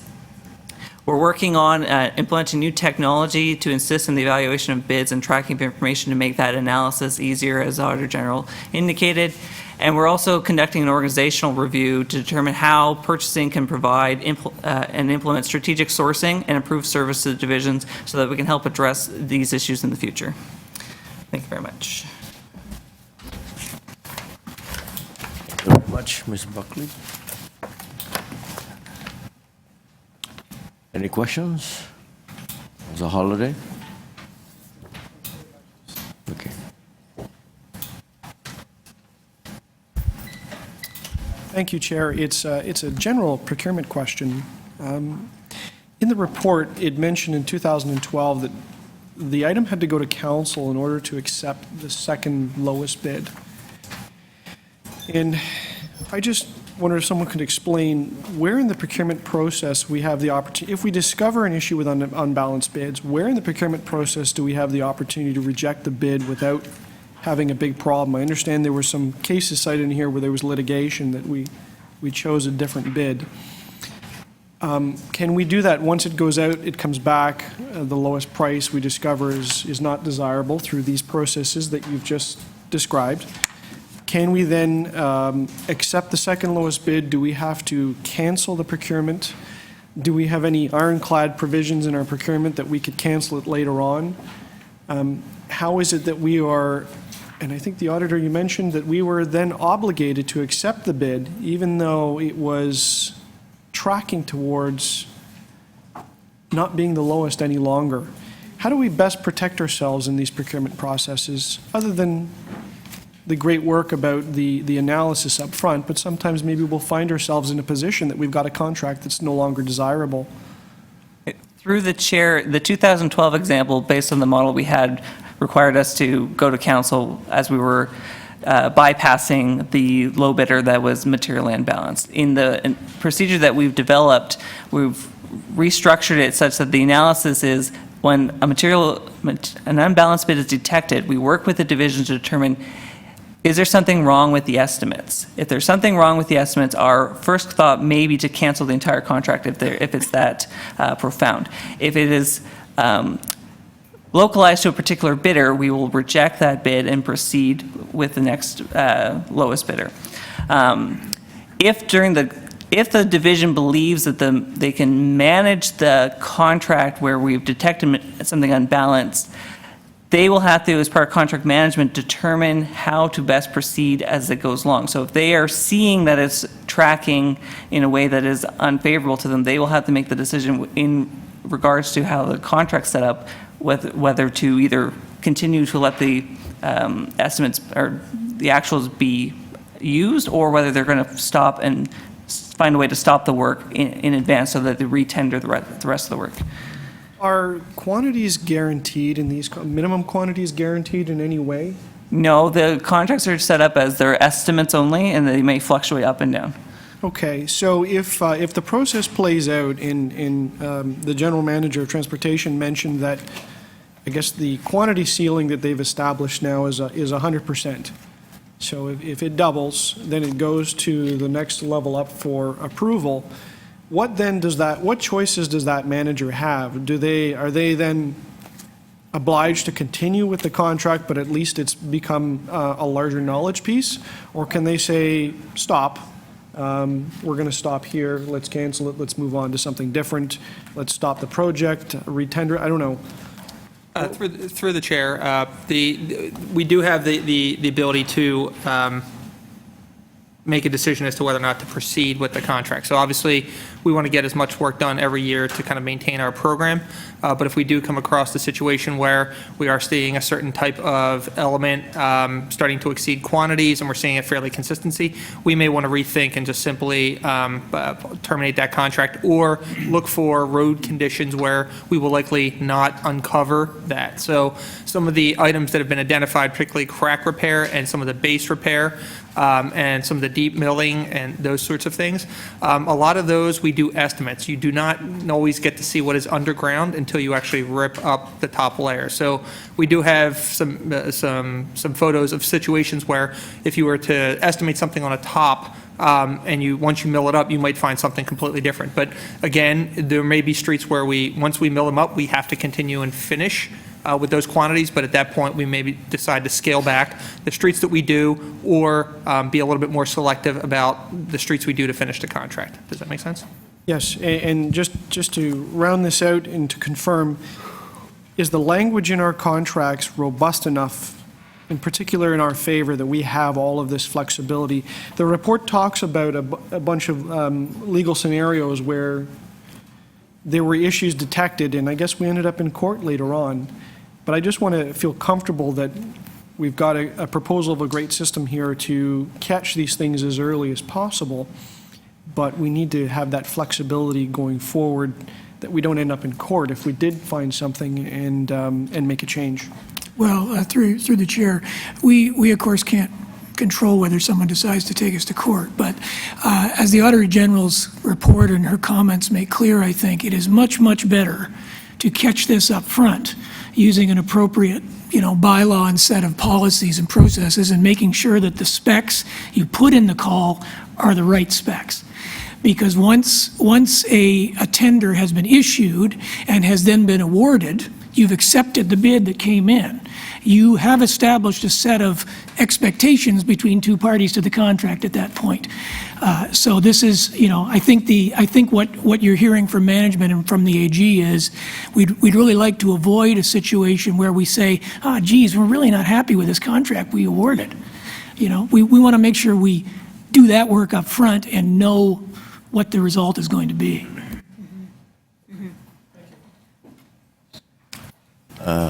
Yeah. Auditor General, you got something to add? Yeah, just to add to, in your question area, accountability for the estimates. We know inspectors are not going to get it right all the time, and there's different road conditions, but there is a district that's doing a better job. We did a little more work around certain contracts, and so if you look either by district or by inspector, you can probably have a better determination of who's doing a better job so that you can focus on training and you can know for the following year. So I think that's a really key control year over year. So that's important.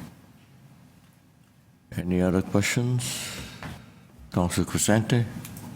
Oh, Councilor McMahon. Okay. Following my policy, all right. So how can we have one district doing it well? Through the chair, again, I'll say in transportation services, we did have some challenges here. We were running, when I arrived, 20% vacancy rates. Couple that with perhaps hard winters, and these are the same staff that often do the inspections that are doing winter patrol as well. So you put that together, and sometimes I think what we had here is situations where we weren't doing the diligent upfront work that we needed to in terms of doing proper engineering estimates. But one district is doing well. Yeah, and again, some of that is seniority. If you go through many of our district operations at this point, we're looking at 50 to 60% of our district operations staff are eligible to retire in the next 5 years. So you typically have a swath of staff that often when that experience walks out the door, it's challenging to sort of make sure we back train additional staff on that. So within transportation services, we have put in a succession planning program about 2 years ago to get people trained in new positions while the incumbents are still there. Many of those were oriented toward district operations. That's the one where you're moving people around. I can't remember the name of it. Leaders of Tomorrow. Yeah, Leaders of Tomorrow. Okay, that's the succession planning. Correct. And that's we're trying to find some of these critical roles. And again, the lead person in each district, there's four, one in each district, a senior engineer, who's ultimately the person who works with the contract supervisory staff and the contract inspectors to put the estimates together. So again, there are often four of them who've often been there for perhaps a decade or more, and now we're having new people come in. And that Leaders of Tomorrow seems to be working well, or? Again, it's a little challenging. I mean, we ended up moving probably in total about 45 people. We found that to be fairly disruptive as well because, again, while it's good that we're training additional staff to take on new responsibilities, you've just created another vacancy and you're putting someone new into that position. So the cascading effect of that, perhaps next time around we wouldn't necessarily end up doing 40 in total, but maybe 30 or 25. Yeah, because we miss our guy. Yeah. Okay, so going forward, of course, we're doing the estimates. We're actually going to go out on the street and do the estimates. Yes. And you have you're deploying electronic tablets to over 60 inspectors. That's correct. It's fantastic. How many inspectors are there total? It's pretty much full deployment now for, we're still working it into some, I'll say, less critical contracts like mowing and things like that, but we started with our utility cuts, which were the most onerous in terms of documentation, and the ones that we had the most issues with in terms of securing payments from the utilities who did it. So we started there, and then we moved it into other internally managed contracts within transportation services. So the information will all be organized on the tablet versus Yes, those and crazy it boxes. feeds back to the central database at this point, so they basically can get real-time information once it's entered. All right. And then this is just a question. So in my neck of the woods, I remember this was 2014, my street, actually, not my block, but further down, was being done, and I was kind of surprised because it was Keystone and it seemed fine, yet Stevenson, I had asked for Stevenson and Maine to be bumped up because they were horrific.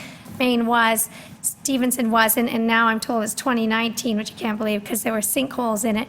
But the section of Keystone that was being done, they only did half of it.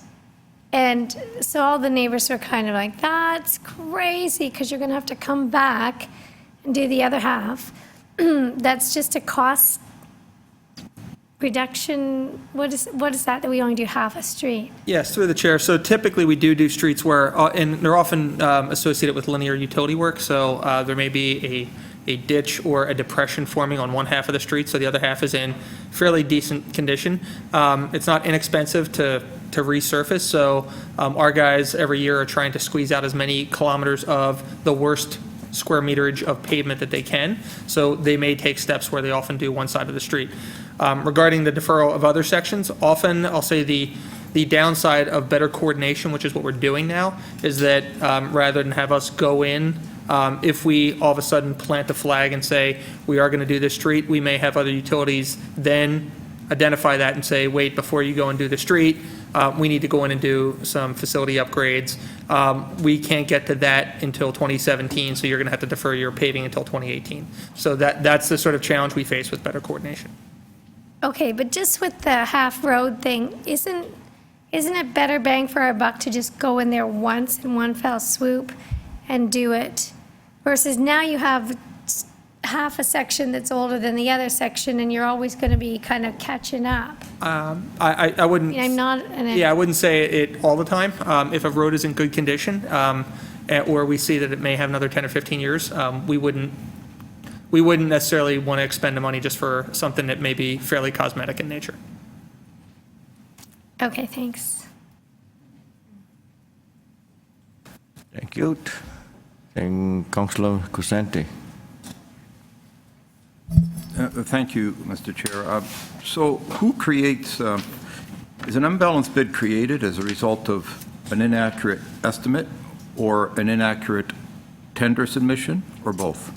Through the chair, do you want to comment? Sure. Through the chair, it's an unbalanced bid is in part pricing lower than what we expected on some items and higher on others, and it's taking advantage of what they believe to be inaccurate estimates. So it's kind of a combination of what we do on our side and what the bidders respond to and what they think might be the actual estimate or actual quantities used if the work was being done. Well, how can an estimate be so inaccurate? Now, I'm just looking at chart 7. I see that the concrete sidewalk line, top line, speaks to that the actual quantity actually exceeded the estimate by 109 times. That's pretty phenomenal. How does was that?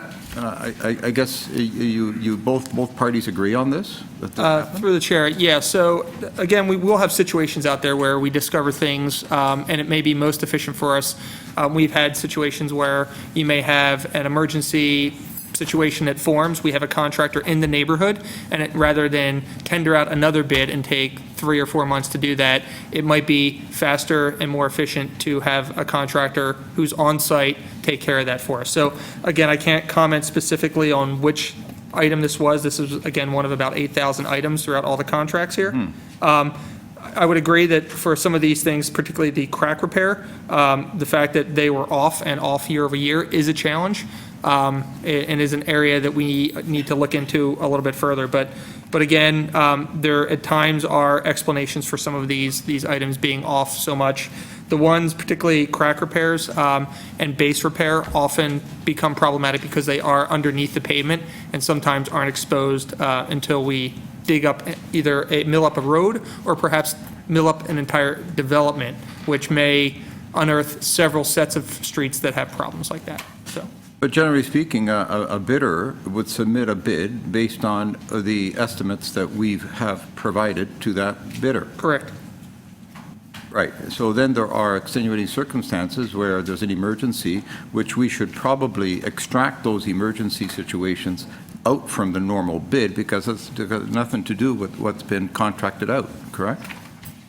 It may or may, again, we cover unforeseen circumstances at times, Counselor, so we do have photos here where, again, once we mill up a street, we may find that there's a massive void under it, so at times there can be situations where we're expending what we put in as contingency items. We may put items in there expecting that we will have some element of it in the contract, only to find out later that there may be much, much more that's needed. And there are situations you have where the actually bidder just, bids low?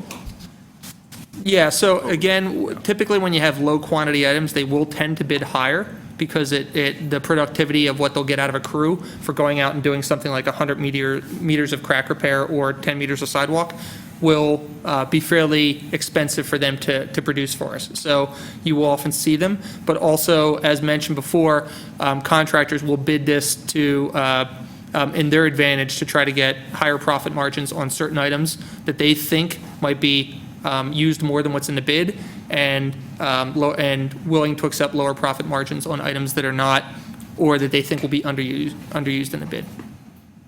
So when it's Hold on. Yeah. The AG has something to add to it? Yes, Can I please. just contribute to that, Counselor? The challenge I was having and my team was having is that 1 in 4 districts was doing a good job. Their files were good, their estimates were good, the right bidder won pretty well all the time. If there was an unbalanced bid, it would be for a small amount, maybe 50,000. That district would have counselors saying, I want this street done, not that street done. They would have the same thing as the other 3. They would have emergencies. They would have situations where they would dig up the road and underneath it would not be what they thought it would be. So I do agree with the head of transportation that there are situations that are not avoidable, but I'm trying to explain the year over year, but also between the districts, this one district is doing a good job. Mm-hmm. There is a succession problem, back over to Councillor McMahon. The people in that district are going to leave within the next year or 2. So it's going to be really important to get any knowledge they have, to make sure that share it among the other districts to make sure that the best work is done. But that's the part that I can't. Everyone has emergencies. Everyone has what's not expected. Thank you. Right, Please proceed. Yeah. I'm good, thank you. You're good? Any other questions? Well, I do have one, more generic. So now that we found this unbalanced bidding in transportation, what other areas unbalanced bid exists in, and how common is it? Through the chair, we're going to take the unbalanced bid analysis that we've developed and apply it to across the division. So in unit price contracts, that's where you probably see it's higher potential than lump sum contracts, but I can't specifically say that there's a particular area more so than others. But we will, with respect to engineering construction services, be applying it to their contracts as well, and Toronto Water to try to prevent this from happening in other divisions. And when we compare ourselves to the industry, the outside industries, how do we, compare in terms of unbalanced bids? Through the chair, as the Auditor General mentioned, I think the United States is ahead of us in this. With respect to other area municipalities, during the audit, I inquired on how other municipalities were conducting their analysis. Unfortunately, they had no specific guidelines either. They were kind of in the same position that we had been in that it was more of an eyeball. And now that, with the help of the Auditor General, the procedure that we've created, I've been sharing it with the other area municipalities for them to consider implying in their own analysis. Thank you. So, seeing no further questions, anybody to speak? No? So, since nobody wants to say anything, I will thank you very much to the AG and her department for looking into this, and also for staff. And Mr. Buckley, when are you leaving us? When are you leaving us? July. July? So you still have City Council to go to? I do. All right. So thank you very much to Mr. Buckley, who is leaving us to go back to the U.S. And I will now ask for somebody to move recommendation. Councillor Holliday, who's been on top of this. All those in favor? Any opposed? Seeing none, carried. And now the favorite motion to adjourn. Thank you very much.